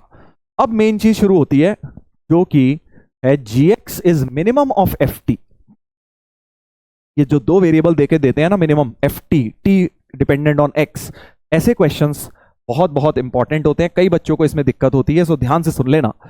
मिनिमम ऑफ एफ टी, जब टी क्या है -e-1, मतलब इस साइड से x तक जा रहा है, ध्यान से सुनेंगे, और x कहां तक जा रहा है, यहां से लेके 0, मतलब x यहां से 0 तक ट्रैवल कर रहा है और t आपका यहां से x तक ट्रैवल कर रहा है। बहुत प्यारा क्वेश्चन होता है, यहां पे बहुत बच्चों को मैंने देखा है, मुझे भी जब मैं पढ़ता था बहुत कंफ्यूजन होता था, ये एफ टी टाइप के क्वेश्चन में टी और एक्स दो अननोन वेरिएबल्स आ जाते थे, minimum of F T, maximum of F T, तो बहुत इसको केयरफुली करने वाली चीज होती है। एक बार समझ आ गया तो तुम इस टाइप के सारे कर लोगे बेटा। ध्यान से सुनना, अभी आपको बस ये देखना है एक्स है यहां से यहां, ठीक है, ओके सर, और t less than equal to x है, तो मान लेते हैं x अभी, क्योंकि यहां दो ब्रांचेस हैं fx की, -2 के अराउंड दो ब्रांचेस हैं, तो पहला केस में बना लेता हूं कि x जो है -2 से छोटा है। भाई इससे लेके 0 तक एक बीच में -2 आ रहा है जिसमें ब्रांच चेंज हो रही है, तो मैं इसको दो पार्ट में ब्रेक कर लेता हूं इस डोमेन को, कि x मान लेते हैं -e-1 से -2 के बीच में, या फिर x जो है तुम्हारा -2 और 0 के बीच में है, करेक्ट, x तुम्हारा -2 और 0 के बीच में है, ले लो इक्वालिटी कहीं भी ले लो, कोई फर्क नहीं पड़ता -2 पे। अब इन पहले मैंने इस इंटरवल को ब्रेक किया, अब मैं इसको देखूंगा कि मिनिमम ऑफ एफ टी क्या आएगा। नोटिस करो अब टी पे सारा फोकस होना चाहिए, x की बात हो गई, अब टी पे, टी है -e-1, मतलब यहां से लेके कहां तक, x तक। अब x क्या है सर, फर्स्ट ब्रांच के अंदर तो x यहां के बीच का कोई नंबर है, भाई x क्या है, इन दोनों के बीच का कोई नंबर है, यहां पे कहीं होगा x, करेक्ट, यहां पे कहीं होगा। तो अब तुम खुद सोचो, अगर t इससे लेके x तक है और x यहां का कोई नंबर है और इस रीजन में ये ग्राफ डिक्रीजिंग है, तो मिनिमम वैल्यू किस पर आएगी सर, मिनिमम वैल्यू, क्योंकि तुम्हें तो एफ टी की मिनिमम चाहिए, डिक्रीजिंग ग्राफ है, तो जितनी डोमेन बड़ी होगी टी की यानी x, उस पर मिनिमम आएगा। समझ गए, क्योंकि ये फंक्शन इस डोमेन में क्या हो रहा है, डिक्रीज हो रहा है बेटा, क्योंकि तुम्हारा ये था first element of the domain T का फर्स्ट एलिमेंट ये था, ये क्या हो गया यार, एक सेकेंड, ये इंटरवल हमारा रब हो गया, हाँ हो गया, आ गया। तो मैं आपको ये समझा रहा था कि भाई यहां पे हमारा एक्स टी जो है -e-1 से बड़ा और x से छोटा है, बट x हमने फर्स्ट केस का भी फर्स्ट पार्ट बनाया है कि इस रीजन में कहीं x है, मान लो यहां x, तो ये हो गया t, ठीक है, ये हो गया t, तो इसमें तुम्हें मिनिमम चाहिए, डिक्रीजिंग ग्राफ है तो मिनिमम तो यहीं पे आएगा, यानी तुम्हारा fx जो है वो मिनिमम वैल्यू हो जाएगा इसमें। समझ गए, fx मिनिमम, क्योंकि जो तुम्हारा t है, ये वाला t है, उसमें ग्राफ डिक्रीज कर रहा है, तो लास्ट वाला डोमेन का जो पॉइंट है विच इज दिस, उसी पर मिनिमम आएगा, यानी F T will be minimum, F T will be minimum. तो यानी आपका जो फर्स्ट पार्ट की जो फर्स्ट ब्रांच बन गई जी एक्स की, इसकी, तो जी एक्स यहां पे क्या हो जाएगा, एफ एक्स हो जाएगा, एफ टी की मिनिमम वैल्यू एक्स पर आएगी, एफ एक्स हो जाएगा, G X will be F X, G X will be equal to F X if X is from this. ठीक है, अब जरा ध्यान से सुनना, x अब अगर -2 से 0 है, मतलब x कहीं यहां है, यहां है x, ठीक है, अब x यहां है, तुम्हें अब चाहिए फिर से मिनिमम, अभी तो यही वाली ब्रांच चल रही है ना, फर्स्ट ही ब्रांच चल रही है, तुम्हें चाहिए मिनिमम, तो अब तुम्हारा ग्राफ कहां से शुरू होगा, t से x तक, तुम्हें अब ft पे ध्यान देना है, t है यहां से लेके, मतलब यहां से लेके यहां तक, तुम्हारा t क्या है, अब ध्यान से सुनेंगे, तुम्हारा t यहां से लेके यहां तक है, कहीं x यहां है, तो यहां से लेके यहां तक ग्राफ जो है ऐसा हो गया। इस पूरे में मिनिमम वैल्यू क्या है, इस पूरे में तो मिनिमम वैल्यू 0 हो रही है सर इस पॉइंट पे, है ना, ओवरऑल फंक्शन की, तो ओवरऑल की मिनिमम लेनी है तुम्हें, एफ टी की मिनिमम उस पूरी डोमेन में। समझ गए ना, तो अब तुम्हारे पास क्योंकि x कहीं यहां पे कहीं है, -2 से 0 और -2 से 0, और पहला स्टार्टिंग पॉइंट ये था t का, तो t के दोनों एंड पॉइंट्स हो गए, यानी t में इतना ग्राफ बनेगा, इतने ग्राफ में अब तुम्हें मिनिमम वैल्यू t की दिख रही है, मिनिमम वैल्यू t की क्या हो रही है, 0 एट -2, सो देयरफॉर इस केस में जो gx होगा वो 0 होगा अगर -2 से 0 होगा। बेटा आई होप क्लियर हो गई है आपको बात, कैसे निकालते हैं ऐसे क्वेश्चंस में। अगली ब्रांच में वैसे करेंगे, इस बार मैक्सिमम देखना है 0 से x तक, t की रेंज, और x है 0 से e+1, फिर से अब तुम 0 से e+1 तक जाना है बेटा, तो पहले हम क्या काम करेंगे, 0 से 2 तक जाते हैं ना, 2 पे ब्रेक करेंगे, क्योंकि दो अलग अलग फंक्शंस हैं, x की इसकी डोमेन को दो पार्ट में ब्रेक करेंगे। अरे यार ये फिर गायब वाला बन गया, तो gx जो होगा 0 बनेगा इफ दिस इज नाउ। फिर से अब मैं x को ले लेता हूं, x को ले लेता हूं 0 से 2, 0 से 2 मतलब अब मैं ग्राफ x को यहां पे कहीं लूंगा, है ना, यहां मेरा x है, अब मेरा x यहां है, और मुझे अब क्या करना है, मैक्सिमम ऑफ एफ टी 0 से x तक बनाना है। तो अब तुम्हारा f का ग्राफ कैसा होगा, 0 से x तक, 0 पे ये तो ओपन है, तो तुम्हारा ग्राफ क्या होगा बेटा, ध्यान से सुनना, तुम्हारा ग्राफ होगा, एक तो ये डॉट हो गई और इतना होगा भाई, 0 से x तक तुम्हें ग्राफ बनाना है ना, 0 से x तक तुम्हें ग्राफ बनाना है। सो 0 से x तक तुम्हारा t का ग्राफ इतना होगा, यानी इतना ग्राफ होगा। तो इसमें मैक्स वैल्यू क्या आ रही है, अब कुछ लोग कहते हैं सर इंक्रीज कर रहा है मैक्स वहां पे आएगी, नहीं, मैक्स तो 0 आ रही है ना भाई, ये जितना भी बड़ा हो जाए इतने रीजन में रहेगा तो नेगेटिव, क्योंकि यहां डिसकंटिन्यूअस था, ये सॉलिड डॉट वहां होने की वजह से आपका जो ओवरऑल की मैक्सिमम वैल्यू वो 0 ही बन रही है, हमेशा 0 ही बन रही है, क्योंकि इस ग्राफ में सोचो मैक्स वैल्यू क्या है, 0 है सर हमेशा। तो यानी एफ एक्स हमारा क्या हो जाएगा, एफ एक्स हमारा 0 हो जाएगा इफ x is from 0 से 2 also, right? And last branch बन गई x is from 2 से लेके e plus 1, 2 कहीं भी इंक्लूड कर लो फर्क नहीं पड़ता है, कंटिन्यूस ही है, 2 से लेके e plus 1।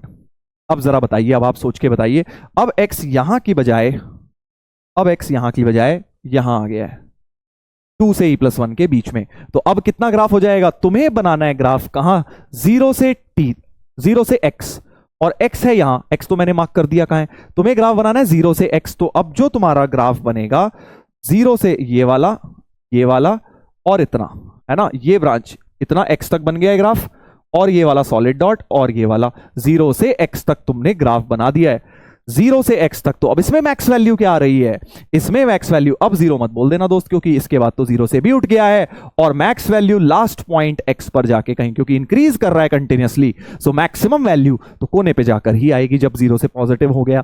पहले 0 ही आ रही थी क्योंकि बेचारा इंक्रीज तो कर रहा था बट नेगेटिव ही था, तो मैक्स 0 हो गई थी, बट अब वो इंक्रीज करते करते कहीं ना कहीं पॉजिटिव डायरेक्शन में भी चले गया है। So F X will be the max value, तो जी एक्स क्या हो जाएगा, एफ एक्स हो जाएगा इफ एक्स इज फ्रॉम 2 से e plus 1। आई होप अब आपको समझ आ गया बेटा ऐसे ग्राफ्स कैसे ब्रेक किए जाते हैं। तो जी एक्स फंक्शन को अब हम अच्छी तरह लिख देते हैं, अच्छी तरह लिख देते हैं। सो जी एक्स की अलग अलग ब्रांचेस लिख देता हूं।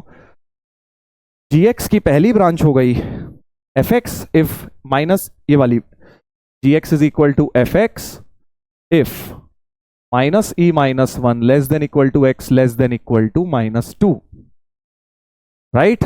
इससे -2 में एफ एक्स ही आ गया, और जी एक्स 0 आया, -2 से 0, और जी एक्स था एक्चुअली, एफ नहीं था जी था, ठीक है। जी एक्स 0 ही आया, 0 से 2, तो -2 से 2 ही सीधे 0 लिख देता हूं। 0 इफ x इज फ्रॉम -2 से 2, करेक्ट, -2 से 2, एंड लास्ट ब्रांच क्या आ रही है बेटा, G x is F X if 2 से e plus 1, F X if x is from 2 से e plus 1, करेक्ट। अब इन एफ एक्स को भी तो हटाना है भाई, रिस्पेक्टिव एफ एक्स लगाता हूं।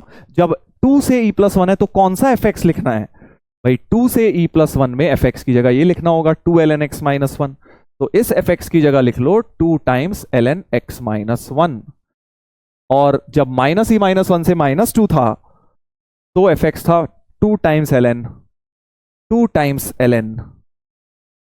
-x minus 1, ठीक है।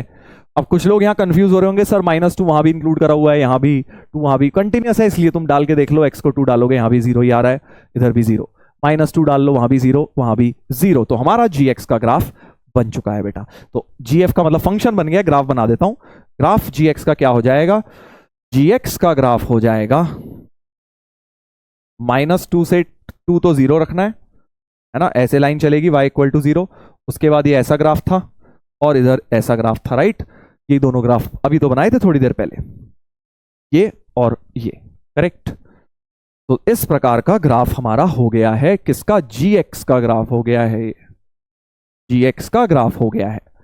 अब आंसर कर लेते हैं। तो ये मैंने यहां पे भी बना रखा है ग्राफ ऑफ एफ एक्स, ठीक है जी। ग्राफ ऑफ एफ एक्स वैसे पता है बना हुआ दे दिया था इन्होंने, हिंट दे दी थी क्वेश्चन में, लोग ग्राफ भी बना देते हैं, बट जरूरत नहीं है, खुद से बना लिया हमने यूजिंग दिस। बट मैंने वो स्लाइड हटा दी थी, खुद से हमने ग्राफ भी क्रिएट कर लिया एफ एक्स का। अब जी एक्स, एफ एक्स से फिर हमने जी एक्स का बनाया। चलो अब क्वेश्चन आंसर करना है। X equal to alpha is the point of non differentiability of g x, differentiability होगा ये नहीं होगा, of g x minus E minus one से ई प्लस वन। तो इस डोमेन में ये माइनस ई माइनस वन था, ये ई प्लस वन था। इसमें कितनी जगह नॉन डिफरेंशियबल है? दो जगह सर, -2 और 2 पे शार्प कॉर्नर आ रहा है, तो therefore at 2 points it is non differentiable. Values of alpha -2 और 2 आ रही है, सी ऑप्शन होना चाहिए भाई, उन दोनों पे नॉन डिफरेंशियबल है। अगला पार्ट क्या था? Equation G X equal to K has exactly two distinct solutions. अच्छा, जी एक्स इक्वल टू के, तो जी एक्स इक्वल टू के दो सॉल्यूशन कब आएंगे? ये जी एक्स इक्वल टू एक नया ग्राफ बना लिया के, वाई इक्वल टू के, तो जब तुम्हारा के 0 से तो बड़ा होगा, क्योंकि 0 हो गया तो इनफाइनाइट सॉल्यूशन आ जाएंगे सारे, इससे जस्ट बड़ा, और बड़ा होते होते ये वाली वैल्यू मैक्सिमम 2 तक जाएगी, क्योंकि 2 पे भी दो सॉल्यूशंस आ जाएंगे वो दोनों। सो क्लियरली के की रेंज तुम्हारी 0 से 2 हो जाएगी। सो के रेंजेस फ्रॉम 0 से 2 फॉर 2 सॉल्यूशंस, के रेंजेस फ्रॉम ओपन 0 से क्लोज्ड 2। ये समझना जरूरी है भाई। 0 पे ओपन क्यों है? क्योंकि 0 पे तो फिर इनफाइनाइट सॉल्यूशन आ जाएंगी। 2 पे क्लोज क्यों है? क्योंकि 2 पे 2 ही रहेंगी। हम चाहते हैं एग्जैक्टली दो सॉल्यूशंस रहें, तो जब ये लाइन एग्जैक्टली यहां आ जाएगी तब भी दो ही सॉल्यूशन होंगे, एक और वो दो, करेक्ट। तो 2 पे इसलिए क्लोज्ड रहेगा बेटा। Then the sum of all possible integral values of k. So के इंटीजर 0 तो होगा नहीं, ओपन था, एक 1 हो गया और एक 2 हो गया, सम हो गया इनका 3, सम हो गया बेटा इनका 3, राइट, सम हो गया 3। समझ आ रहा है ना भाई कैसे कर रहा हूं मैं? अगला, अच्छा ये होगा, इसके 3 क्वेश्चन थे क्या? 3 क्वेश्चन थे क्या? अच्छा ये रह गया, which one of the following statement does not hold good. इसको देख लेते हैं। Which one of the following statements does not hold good. Range of g x is 0 से 2, तो ग्राफ से दिख ही रहा है 0 और मैक्सिमम वैल्यू 2 अटेन हो गई है, सॉलिड डॉट है, तो 0 से 2 रेंज है, बिल्कुल ठीक है। बट वो कह रहे हैं गलत कौन सा है? G x is a continuous function, ये भी सही है। G x is non monotonic, हाँ नॉन मोनोटोनिक ही है, कभी डिक्रीज कर रहा है, फिर कांस्टेंट है, फिर इंक्रीज कर रहा है, नॉन मोनोटोनिक होता है। मोनोटोनिक क्या होता है? जो एक ही बिहेवियर शो करे, ये एक बिहेवियर तो शो नहीं कर रहा, तो नॉन मोनोटोनिक है। G x is an odd function, ये गलत हो गया भाई, जी एक्स कहां से ऑड हो गया? इवन फंक्शन है, इनफैक्ट ये तो वाई एक्सिस के अबाउट सिमेट्री आ रही है, यानी ये तो इवन फंक्शन है, यानी ऑड फंक्शन बोलना इसको गलत हो जाएगा, हमें रॉन्ग बताना था। तो डी आंसर होना चाहिए इसका भी, इसका भी बेटा डी आ गया, राइट। तो अच्छा पैसेज था। ग्राफिकल इंटरप्रिटेशन, ऐसा क्वेश्चन जेई में आ सकता है बेटा। चलो अब थोड़े से इंटीजर टाइप देखते हैं, थोड़े number of solutions, Rolle's theorem वगैरह के एप्लीकेशंस भी देख लेते हैं। Let f x is a non constant thrice differentiable function defined on this such that f of this is equal to F of this. अच्छा इसको देख के तो वही लग रहा है कुछ सिमेट्री विमेट्री का खेल। तो एक काम करते हैं, x प्लस 13/2 को t लेट कर देता हूं, तो एफ टी बराबर क्या आ जाएगा? इधर x की वैल्यू हो जाएगी 2t माइनस 13, उसको यहां रख देता हूं, तो एफ टी बराबर F of 16 minus 2t/2, 2 cut गया, सो एफ टी बराबर एफ ऑफ 8 माइनस टी आ गया बेटा। F T equal to F of 8 minus T को एक्स से रिप्लेस कर दो, क्या फर्क पड़ रहा है? So F x equal to F of 8 minus X आ गया। अब ऐसे में तुम्हें पता है सिमेट्री आ जाती है। अगर टी को टी प्लस 4 से रिप्लेस कर दूं, तो f of 4 plus t is equal to F of 4 minus t, यानी एक्स इक्वल टू 4 के अबाउट सिमेट्री है। एक्स इक्वल टू 4 के अबाउट लाइन में ग्राफ में सिमेट्री है, ठीक है। आगे बढ़ते हैं। एफ डाई जीरो, दिस सब जीरो दिए हुए हैं, then the minimum number of zeros of this function is equal to. ऐसा क्वेश्चन आ चुका है एडवांस में, 2006 में भी आया है, मेंस में भी आते हैं बहुत। अगर आप एच एक्स को देखें, इट इज नथिंग बट किसी के डेरिवेटिव का फॉर्म है, देखो एफ एक्स का whole square plus f dash x f triple dash x, किसी का प्रोडक्ट रूल लिखा हुआ है, किसका लिखा हुआ है? F dash x into f double dash x का। सोच लो, इसी का तो प्रोडक्ट रूल, अगर मैं इसमें प्रोडक्ट रूल लगाऊं बेटा, अगर इसमें प्रोडक्ट रूल लगाऊं, तो आप देखिए एफ डैश एक्स कांस्टेंट, इसका derivative F triple dash plus F double dash constant, इसका भी एफ डबल डैश, ये वाला टर्म आ जाएगा। तो H x is nothing but derivative of this function F dash into f double dash, है ना। अच्छा, एफ डैश के रूट्स हमें 1 2 3 4 5 रूट्स तो दिए हुए हैं, 5 रूट्स तो हमें दिए हुए हैं, बट प्यारी बात क्या है, ठीक है, हमें बतानी है 0 से 9 में कितने रूट्स हैं इस फंक्शन के।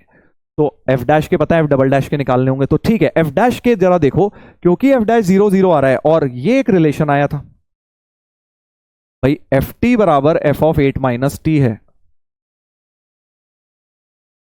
तो यानी एफ डिफरेंशिएट करते हैं, एफ डैश फंक्शन चाहिए ना हमें, तो एफ डैश टी बराबर F dash 8 minus T into -1 आएगा। तो यहां से आप देख सकते हो कि एफ डैश, अगर मैं टी को 0 डालूं इस इक्वेशन में, तो f dash 0 is minus f dash 8, F dash 0 तो 0 है, तो एफ डैश 8 भी 0 आएगा, ठीक है। तो एफ डैश 8 भी 0 आएगा। फिर हाफ डालता हूं, एफ डैश हाफ, क्योंकि मेरे को दिख रहा है रूट्स कुछ तो दी हुई हैं, कुछ सिमेट्री की वजह से और आ जाएंगी। तो एफ डैश हाफ किसके बराबर आ जाएगा बेटा, एफ डैश हाफ आ जाएगा minus f dash 8 minus half, 8 minus half कितना होता है, 7.5 होता है बेटा, 7.5। तो एक ये अगर 0 है तो ये भी 0 हो गया, ठीक है। सिमिलरली हर एक के अबाउट एक मिल जाएगा, जब 2 डालोगे उधर 6 मिल जाएगा, जब 3 डालोगे इधर से 5 मिल जाएगा, जब 9/2 डालोगे तो उधर से 3.5 मिल जाएगा, करेक्ट। 8 माइनस 4.5, 3.5। तो सारी की सारी डिफरेंट वैल्यूज हैं, देख पा रहे हो ना, जो नई मिली हैं, जो ये 5 अलग है डेरिवेटिव के रूट्स, उसके अलावा 5 और मिल गए, 8, 7.5 और 2 डालने पर 6। और समझ गए ना भाई क्या कर रहा हूं मैं, टी को 2 डाल रहा हूं तो f dash 2 equal to minus f dash 6 हो जाएगा, एफ डैश 2 0 है तो एफ डैश 6 भी 0 हो गया, एफ डैश 6 भी 0। 3 डाल दो, 3 डाल लोगे तो एफ डैश 3 बराबर एफ माइनस एफ डैश 5 हो गया, तो वो भी 0 आ जाएगा। मतलब टोटल डेरिवेटिव के कितने मिनिमम रूट्स आ गए, 5 तो दिए हैं और 5 सिमेट्री की वजह से और आ गए। So total f dash x equal to 0 has 10 distinct roots, ठीक है। Minimum number of, minimum word used है तो हमें भी मिनिमम रूट्स ही मिले, बाकी होने को तो कितने भी हो सकते हैं, but minimum f dash x equal to 0 has minimum 10 distinct roots, has minimum 10 distinct roots. 5 दिए थे और 5 सिमेट्री से निकल गए, 10 इसके रूट्स आ गए। अब तुम्हें पता है बेटा, अगर एक फंक्शन है, ये एफ डैश है, इसके कुछ रूट्स आ रहे हैं, मान लो 1 2 3 4, तो बीच में डेरिवेटिव का एक रूट उसका जरूर आता है भाई। Between 2 roots of f x equal to 0 there exist one root of, at least one root of derivative also. यही तो होती है रोल्स थ्योरम की भाई, एफ ए एफ बी बराबर है, एफ अल्फा एफ बीटा बराबर है, तो एक डेरिवेटिव का रूट बीच में जरूर आएगा, ठीक है। तो अगर आपके एफ डैश के 10 रूट्स आ रहे हैं तो हर 2 के बीच में एक आएगा। तो अगर मान लो 1 2 3 4 आते तो 1 2 3 आते, और 10 आ रहे हैं तो 9 आ जाएंगे ऐसे बीच में, है ना। 10 रूट्स बना के देख लो, बीच में कहीं ना कहीं मैक्सिमम मिनिमा 9 आ रहे होंगे, वो तो ऑब्वियस है, ठीक है। सो देयरफॉर यहां से हम बोल सकते हैं f double dash x equal to 0 has minimum 9 distinct roots,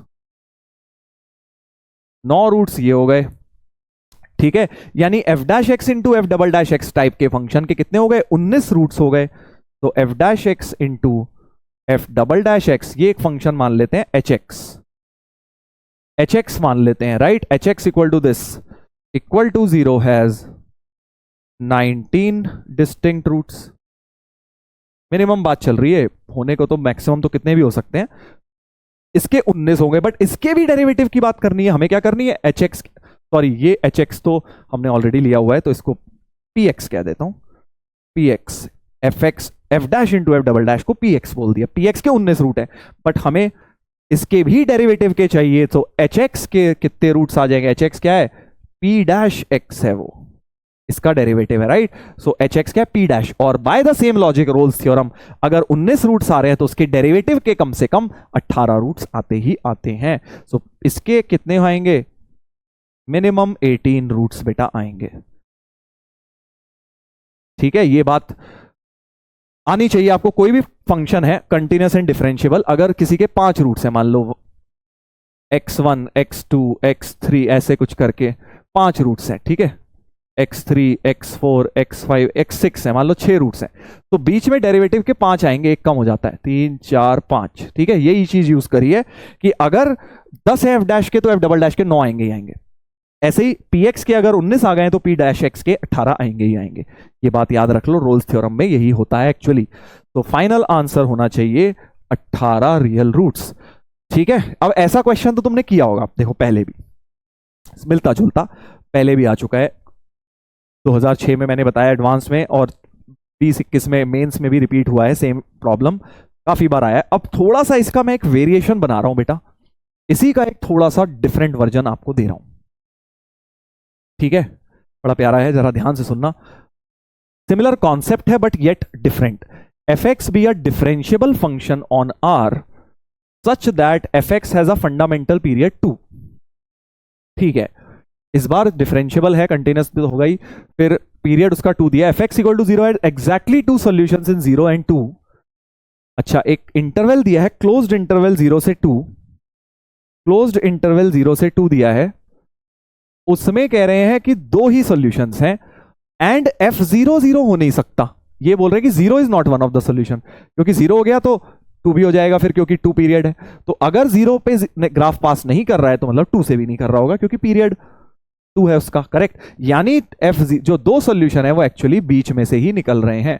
उल्टा भी हो सकता है, बस बीच में से ही निकल रहे हैं, 0 और 2 पे कट नहीं कर रहे हैं बेटा, 0 और 2 के बीच में से ही निकलेंगे। ये बात हमें समझ आ गई है, जो 2 सॉल्यूशंस हैं। ठीक है,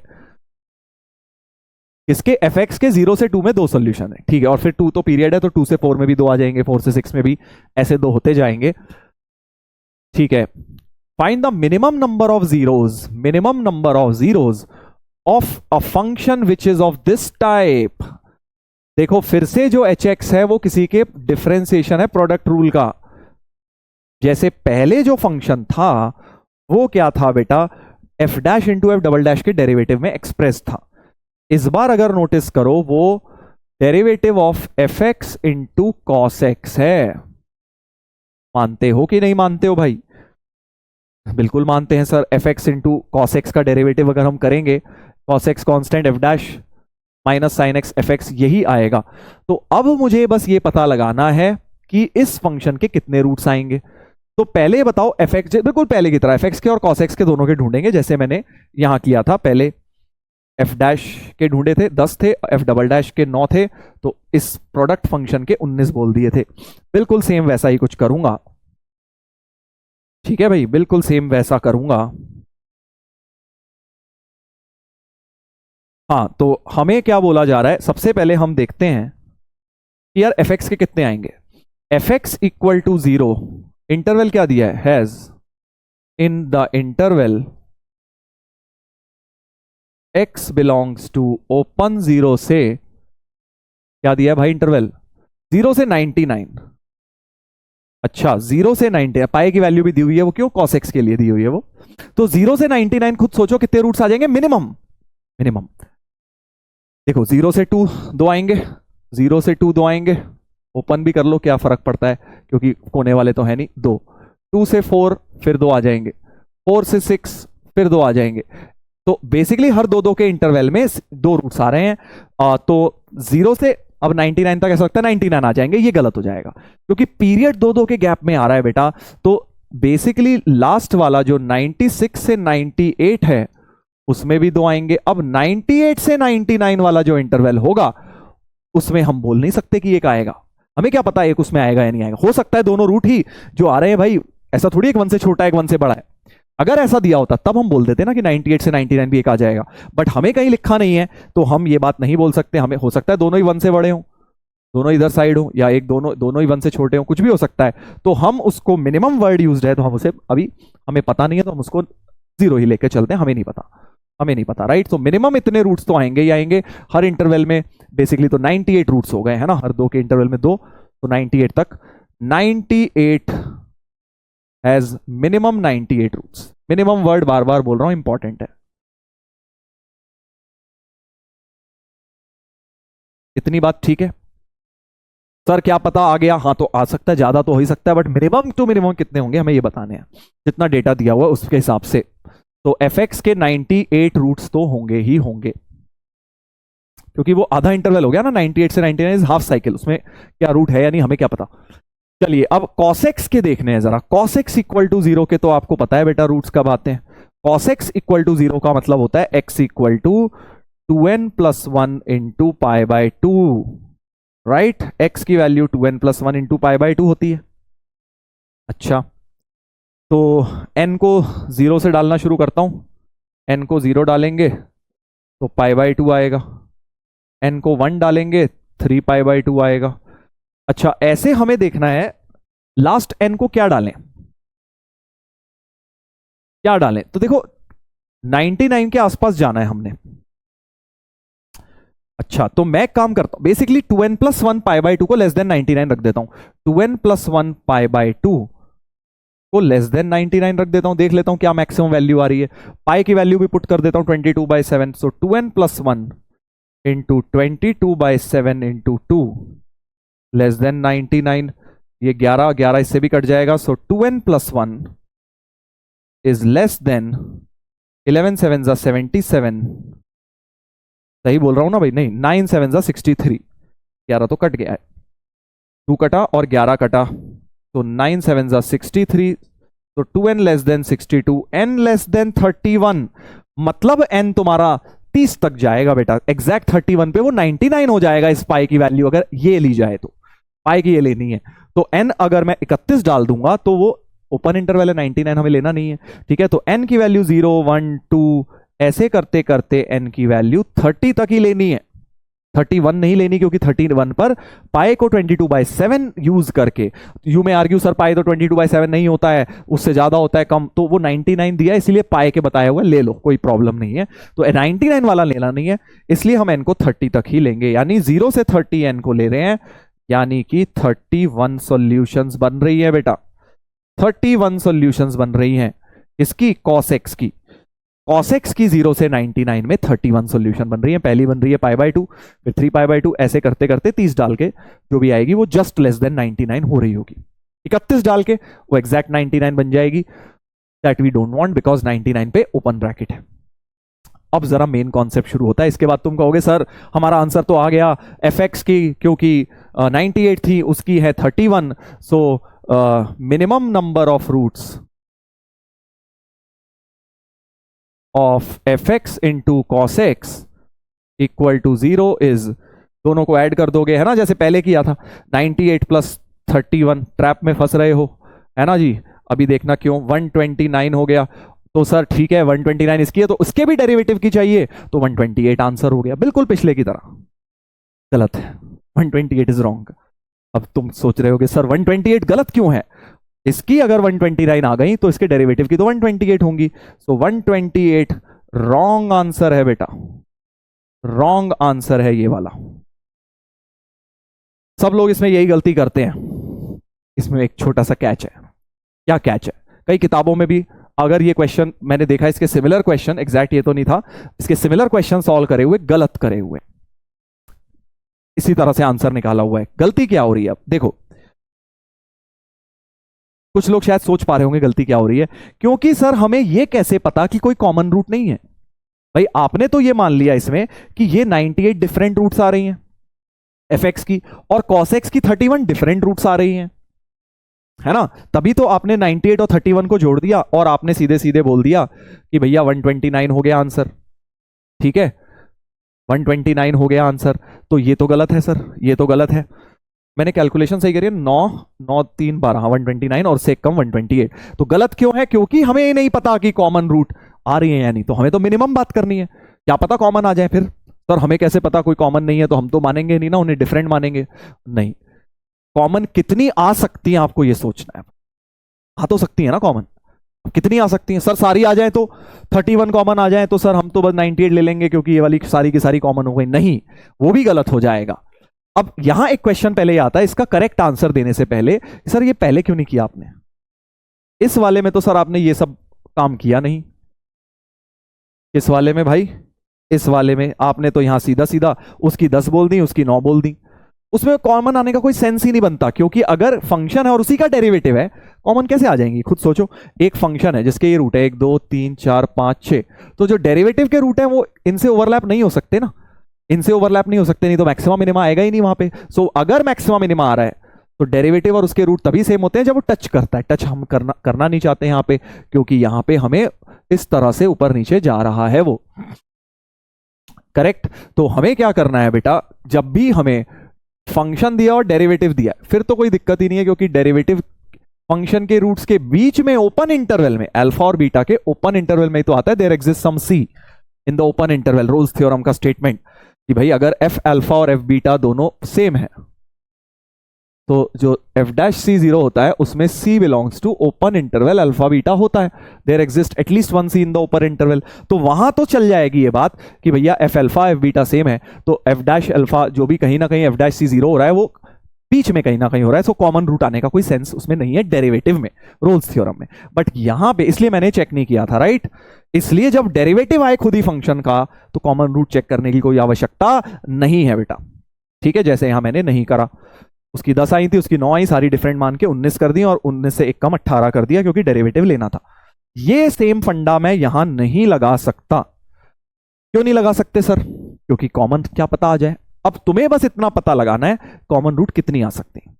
अब मैं ये बोल रहा हूं सर 31 की 31 कॉमन नहीं आ सकती भाई, नहीं आ सकती। कैसे, क्यों नहीं आ सकती? एक ही रूट कॉमन आ सकती है, मैं बोल रहा हूं, ठीक है। तो कॉमन रूट्स कितनी आ सकती हैं? सिर्फ और सिर्फ एक आ सकती है। तो there can be maximum of one common root of f x equal to 0 and cos x equal to 0। इनकी एक ही कॉमन रूट आ सकती है, ज्यादा से ज्यादा कॉमन रूट एक ही आ सकती है। क्यों एक आ सकती है पहले तो ये समझ लेते हैं। मान लो x equal to alpha common root है, ठीक है। तो x equal to alpha is common root, ठीक है जी। तो अगर अल्फा कॉमन रूट है यानी कॉस अल्फा तो 0 है, तो यानी अल्फा एक इर्रेशनल वैल्यू है, क्योंकि अभी आपने देखा अल्फा तो 2n+1 π/2 फॉर्म का था, है ना। तो कोई भी एक n की वैल्यू डाल के आपने मान लो n को 0 डाला तो π/2 3π/2 जो भी आया इर्रेशनल वैल्यू बनी। अल्फा क्या है? एक इर्रेशनल वैल्यू है। अब तुम बोल दोगे कि सर पाई तो 22/7 था। नहीं, वो तो पाई कैलकुलेशन के लिए 22/7 यूज करना था, बट एग्जैक्ट वैल्यू तो पाई की इर्रेशनल ही होती है ना यार, वैसे तो इर्रेशनल होता है ना pi. So you have to take pi as irrational. Cos alpha जो है इर्रेशनल रूट है। तो अब अगर एक रूट इर्रेशनल आ चुका है इसका और 2 इसका पीरियड है, 2 क्या है? पीरियड। यानी अगली जो रूट आएगी वो अल्फा प्लस, मतलब अल्फा जो है एफ अल्फा भी 0 है, तो अल्फा प्लस 2 भी एक रूट आएगा, अल्फा प्लस 2 भी एक रूट आएगा। तो बेसिकली कहने का मतलब यह है कि 2 इर्रेशनल रूट्स नहीं हो सकती इसकी। क्यों नहीं हो सकती 2 इर्रेशनल रूट? क्योंकि अगर 2 इर्रेशनल रूट्स हो गई, मतलब अल्फा के लिए alpha point of cos alpha point of view से, मान लो तुम कह रहे हो नहीं सर π/2 भी हो जाएगी और 3π/2 भी, है ना जी।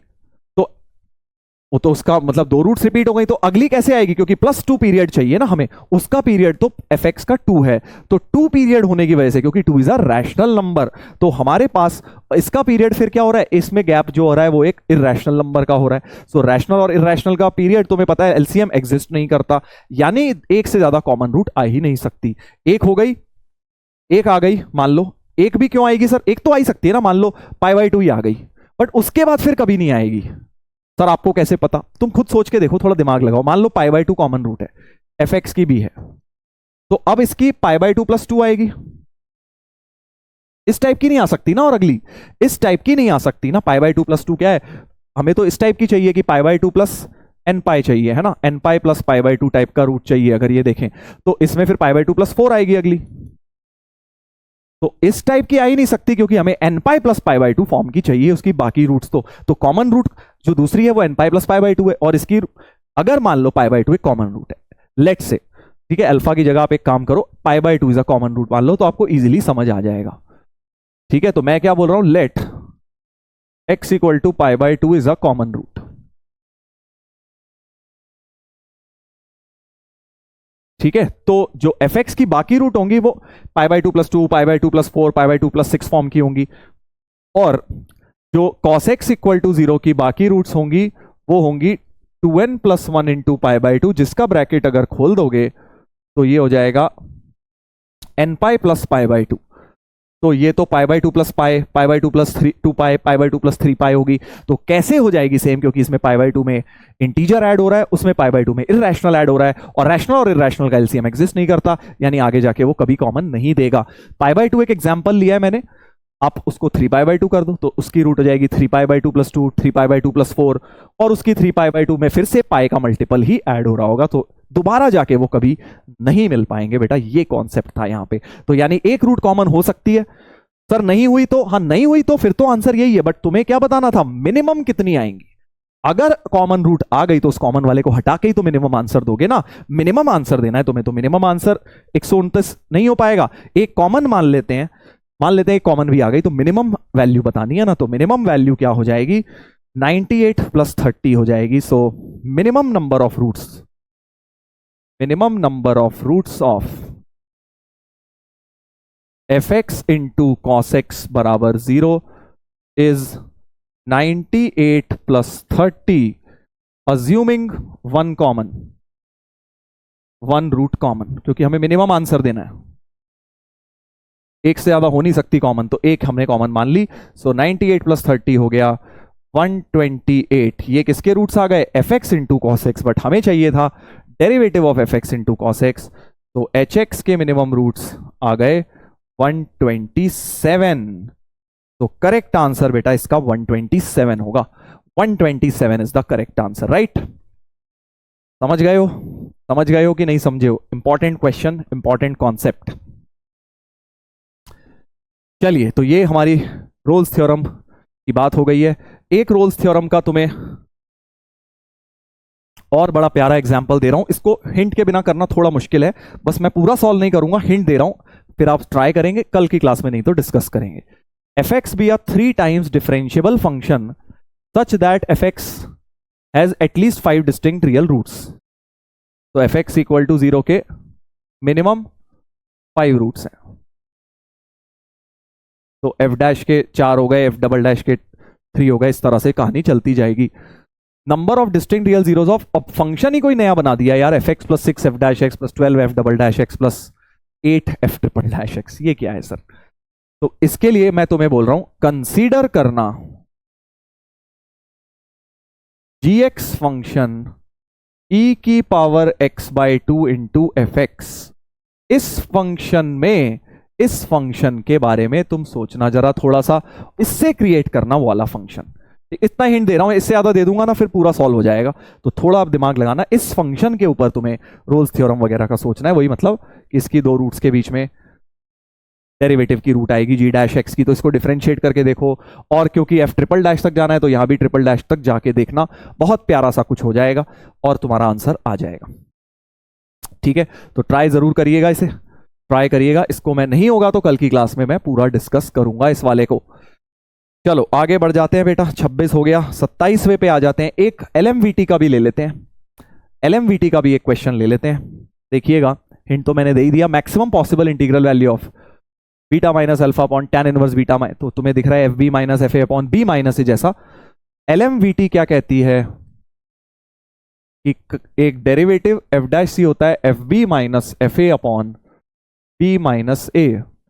जैसे रोल्स थ्योरम में डेरिवेटिव 0 होता है, यहां पे derivative F B minus F A upon B minus A होता है।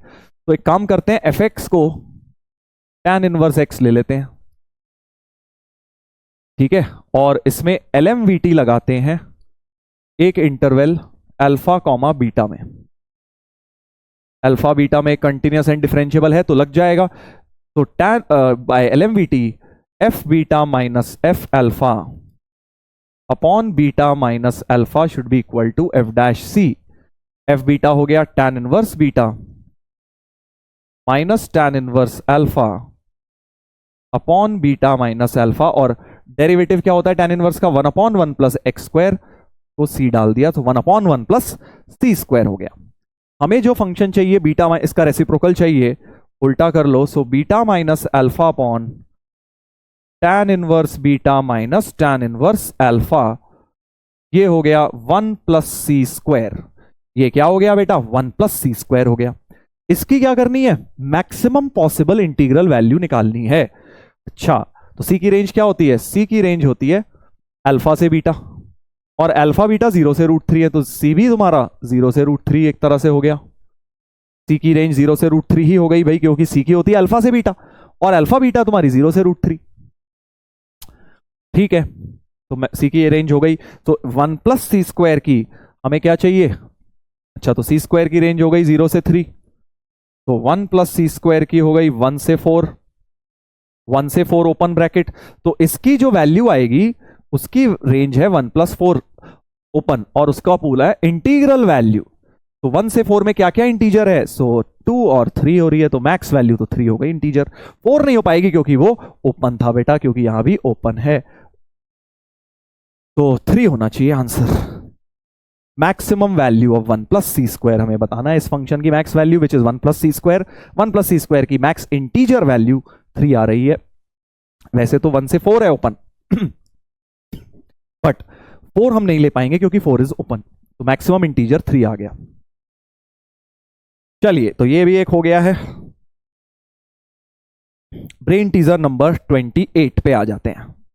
28 बेटा, ठीक है, एक ये करा देता हूं, मैट्रिक्स मैच टाइप का एक भी नहीं करा है हमने, इसलिए एक कर लेते हैं, और उसके बाद फिर एक पैसेज आपको मैं होमवर्क में दूंगा। चलिए, तो match the following column. F x दिया है एक function, minimum number of critical points. Critical points क्या होते हैं भाई? क्रिटिकल पॉइंट्स तो सर वो होते हैं जहां पे डेरिवेटिव या तो एग्जिस्ट ना करे या जीरो हो जाए, है ना। क्रिटिकल पॉइंट्स की डेफिनेशन आपको पता है, where derivative is either zero और डेरिवेटिव डज नॉट एग्जिस्ट।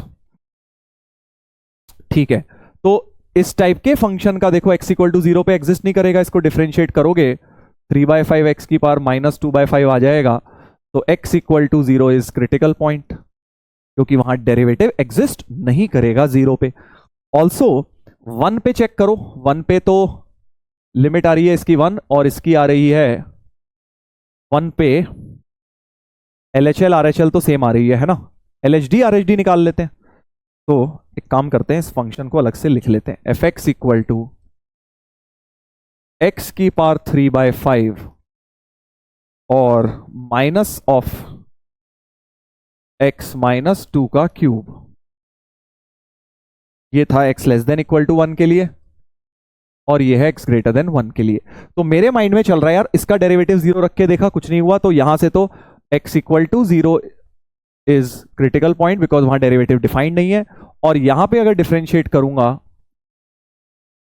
तो यहां x इक्वल टू 2 आ जाएगा। x equal to 2 is critical point because वहां डेरिवेटिव 0 हो रहा है। ठीक है, 2 क्रिटिकल पॉइंट्स तो आ गए, बट एक जगह और चेक करेंगे जहां चेंज हो रहा है। व्हाट इफ 1 पर नॉन डिफरेंशिएबल आ जाए, क्योंकि नॉन डिफरेंशिएबल जहां है वहां भी तो डेरिवेटिव एग्जिस्ट नहीं कर रहा, मतलब वहां पर भी आ सकता है क्रिटिकल पॉइंट। तो f डैश 1 प्लस 1 माइनस निकाल लेता हूं ऊपर वाले का डेरिवेटिव, x को 1 डाल दिया तो 3/5 आ गया है, और f डैश 1 प्लस के लिए यहां पे 1 डालूंगा, सो -3 इंटू 1 माइनस 2 का होल स्क्वायर, -3 आ गया। यानी कि क्लियरली LHD RHD चेंज हो गया। So since LHD is not equal to RHD, therefore at x equal to 1 function is non differentiable, यानी कि x equal to 1 is also a critical point. तो critical point क्या क्या होते हैं? जहां डेरिवेटिव या तो 0 हो जाए या एग्जिस्ट ना करे बेटा। ठीक है, डज नॉट एग्जिस्ट, तो वहां पे 0 पे एग्जिस्ट नहीं कर रहा, यहां 2 पे 0 हो रहा है, और ये भी एग्जिस्ट नहीं कर रहा, तो 3 क्रिटिकल पॉइंट्स हो गए, x0 x2 x1। तो फर्स्ट पार्ट का आंसर होना चाहिए 3। First matches with R, A matches with R। इससे तो खत्म ही हो गया क्वेश्चन यार, A का Q T S A R तो एक ही ऑप्शन में है, तो एग्जाम में तो खैर एक से तो नहीं सॉल्व होता, 2 से सॉल्व हो जाता है, बट एनीवेज हम बाकी भी कर लेते हैं। Number of real solutions of the equation log square x base 2, तो बी पार्ट करते हैं, log square x base 2 plus x minus 1 log x base 2 6 minus 2x। तो यहां से बेटा हमें क्या दिख रहा है? log x को t मान ही लेता हूं, एक क्वाड्रेटिक सी तो दिख रही है, मिक्स्ड क्वाड्रेटिक है, t square plus x minus 1t is 6 minus 2x। Left में ले आइए सब कुछ,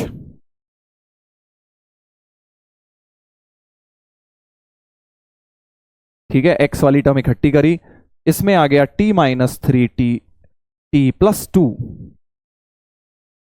और x कॉमन t प्लस 2, तो t प्लस 2 भी कॉमन आ गया बेटा, t plus 2 common, t minus 3 plus x is 0, तो either t equal to minus 2, right, either t equal to minus 2 और t equal to 3 minus x. t minus 2 अगर मैं डाल दूं, यहां पे डाल दूं, तो x आ गया 2 की पावर माइनस 2, यानी x आ गया 1/4, x आ गया एक तो 1/4। अब ये सॉल्व करना थोड़ा सा मुश्किल काम है, इसको जरा देखते हैं बेटा। t मतलब log x base 2 3 minus x, तो यार ग्राफिकली कर सकते हो, बेस्ट तरीका तो क्या है, ग्राफिकली कर लो, क्योंकि और तो कोई तरीका है भी नहीं वैसे सही बताएं तो ये log x बेस 2 का ग्राफ है, 1 पे कट करता है और 3, 0, 0, 3 पे, तो ये वाला है स्ट्रेट लाइन का ग्राफ। तो क्लियरली दोनों एक जगह ही कट करेंगे, सिर्फ एक सोल्यूशन आना है यहां से, और वो क्या आएगा, 1 से तो बड़ा ही आएगा, वैसे 1 और 3 के बीच में आएगा, दिख भी रहा है। हिट एंड ट्रायल मार के देखते हैं, x इक्वल टू 2, और तो कोई तरीका है नहीं, हिट एंड ट्रायल मार के अगर आ गया तो आ गया, वरना तो हम निकाल नहीं सकते exact. x equal to 2 clearly इसे दोनों को सेटिस्फाई कर रहा है, LHS इक्वल टू RHS 1 आ जाएंगे। सो x इक्वल टू 2 एक सोल्यूशन है इसका, जो हमने हिट एंड ट्रायल मार के निकाला। सर और कोई आ गया तो नहीं आ सकता ना, एक ही आना है, हम देख चुके ग्राफिकली, हिट एंड ट्रायल से इसका एक ही आना है और एक इसका 1/4, तो एक्चुअली दो सोल्यूशंस आ गए इसके, 1/4 and 2। So this matches with S, P matches with S। अगला, ये तो यार बड़ा आसान है, number of values of C such that straight line touches the curve। So slope of tangent है -3/4, dy/dx को -3/4 रख के देख लेना कितने सॉल्यूशंस आ रहे हैं बेटा, उतने हो जाएंगे, ये तो इजी है। अगला निकाल लेते हैं, fx is this, then global maximum value of fx निकालनी है। अच्छा, fx इज d, fx जो है x से x स्क्वायर है t माइनस 1 dt, 1 से लेके 2 तक, x है फ्रॉम 1 से 2। तो अब दो चीजें दिमाग में आ रही है, एक तो ये कि इसे इंटीग्रेट ही कर ले, इतना सिंपल इंटीग्रल है, फंक्शन ही निकल आएगा, या फिर क्योंकि हमें पता है यार ग्लोबल मैक्सिमम निकालने के लिए डिफरेंशिएट तो करना ही है, तो सीधे लेबनेट्स लॉ लगा के f' निकाल लेता हूं, x square minus 1 into 2x minus x minus 1 into 1, इसको 0 रख के देखता हूं, तो x माइनस 1 कॉमन,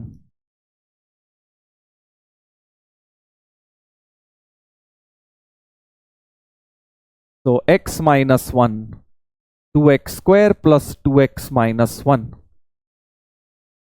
ये तो बड़ी गंदी बनी, इसके रूट्स निकालते हैं, -2 प्लस माइनस,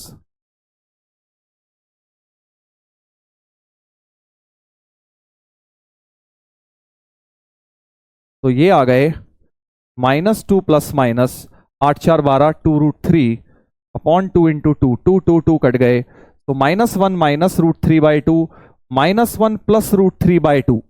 तो क्रिटिकल पॉइंट्स इसके बन गए बेटा, 3 क्रिटिकल पॉइंट्स बन गए, -1 माइनस √3/2, -1 प्लस √3/2 और 1। तो प्लस माइनस प्लस माइनस करें तो इंक्रीजिंग डिक्रीजिंग और मैक्सिमम मिनिमम सारे पॉइंट्स मिल गए, बट जरूरत ही नहीं थी इन सब की, क्योंकि उसने भाई बोला x तो 1 से 2 है, 1 से 2 मतलब इसके आगे x, मतलब यहां तो fx कैसा बिहेवियर शो कर रहा है, इंक्रीजिंग बिहेवियर शो कर रहा है। तो यानी कि clearly for x belongs to 1 से 2 fx is increasing, therefore global max value कब आएगी, कोई फंक्शन अगर इंक्रीज करता जा रहा है 1 से 2 तो 2 पे ही मैक्स वैल्यू आएगी, global max value equal to f of 2, f of 2 is the global max value, यानी तुम्हें इसके अंदर बस f ऑफ 2 निकाल के आंसर बता देना है। तो f ऑफ 2 हो जाएगा 2 से लेके 4 t माइनस 1 dt, इसका इंटीग्रेट कर लो, 4 डालने पे आएगा 3 स्क्वायर माइनस 1 स्क्वायर, 9 माइनस 1 8/2, यानी 4। ग्लोबल मैक्स वैल्यू क्या हो रही है, 4 हो रही है भाई। तो ये मैच कर रहा है Q के साथ, D matches with Q, correct. तो आंसर तो खैर पहले ही आ गया था, बट स्टिल चारों पार्ट्स हमने सॉल्व करके एक तरह से पूरा एक ये इसमें सब रिवाइज हो गया बेटा, increasing decreasing tangent normal critical points maxima minima everything is revised, थोड़ा सा लॉग भी लग गया बेटा, ग्राफिकल सॉल्यूशन लग गए लॉग के। ठीक है, चलिए तो ये हो गया हमारा, ये था हमारा ए पार्ट, ए पार्ट था ये बी पार्ट था, ये हाँ यहां तक ए पार्ट चल रहा था, ए बी पार्ट ये करा है, सी तो मैंने तुम्हें खुद करने को दिया है, डी कर लिया।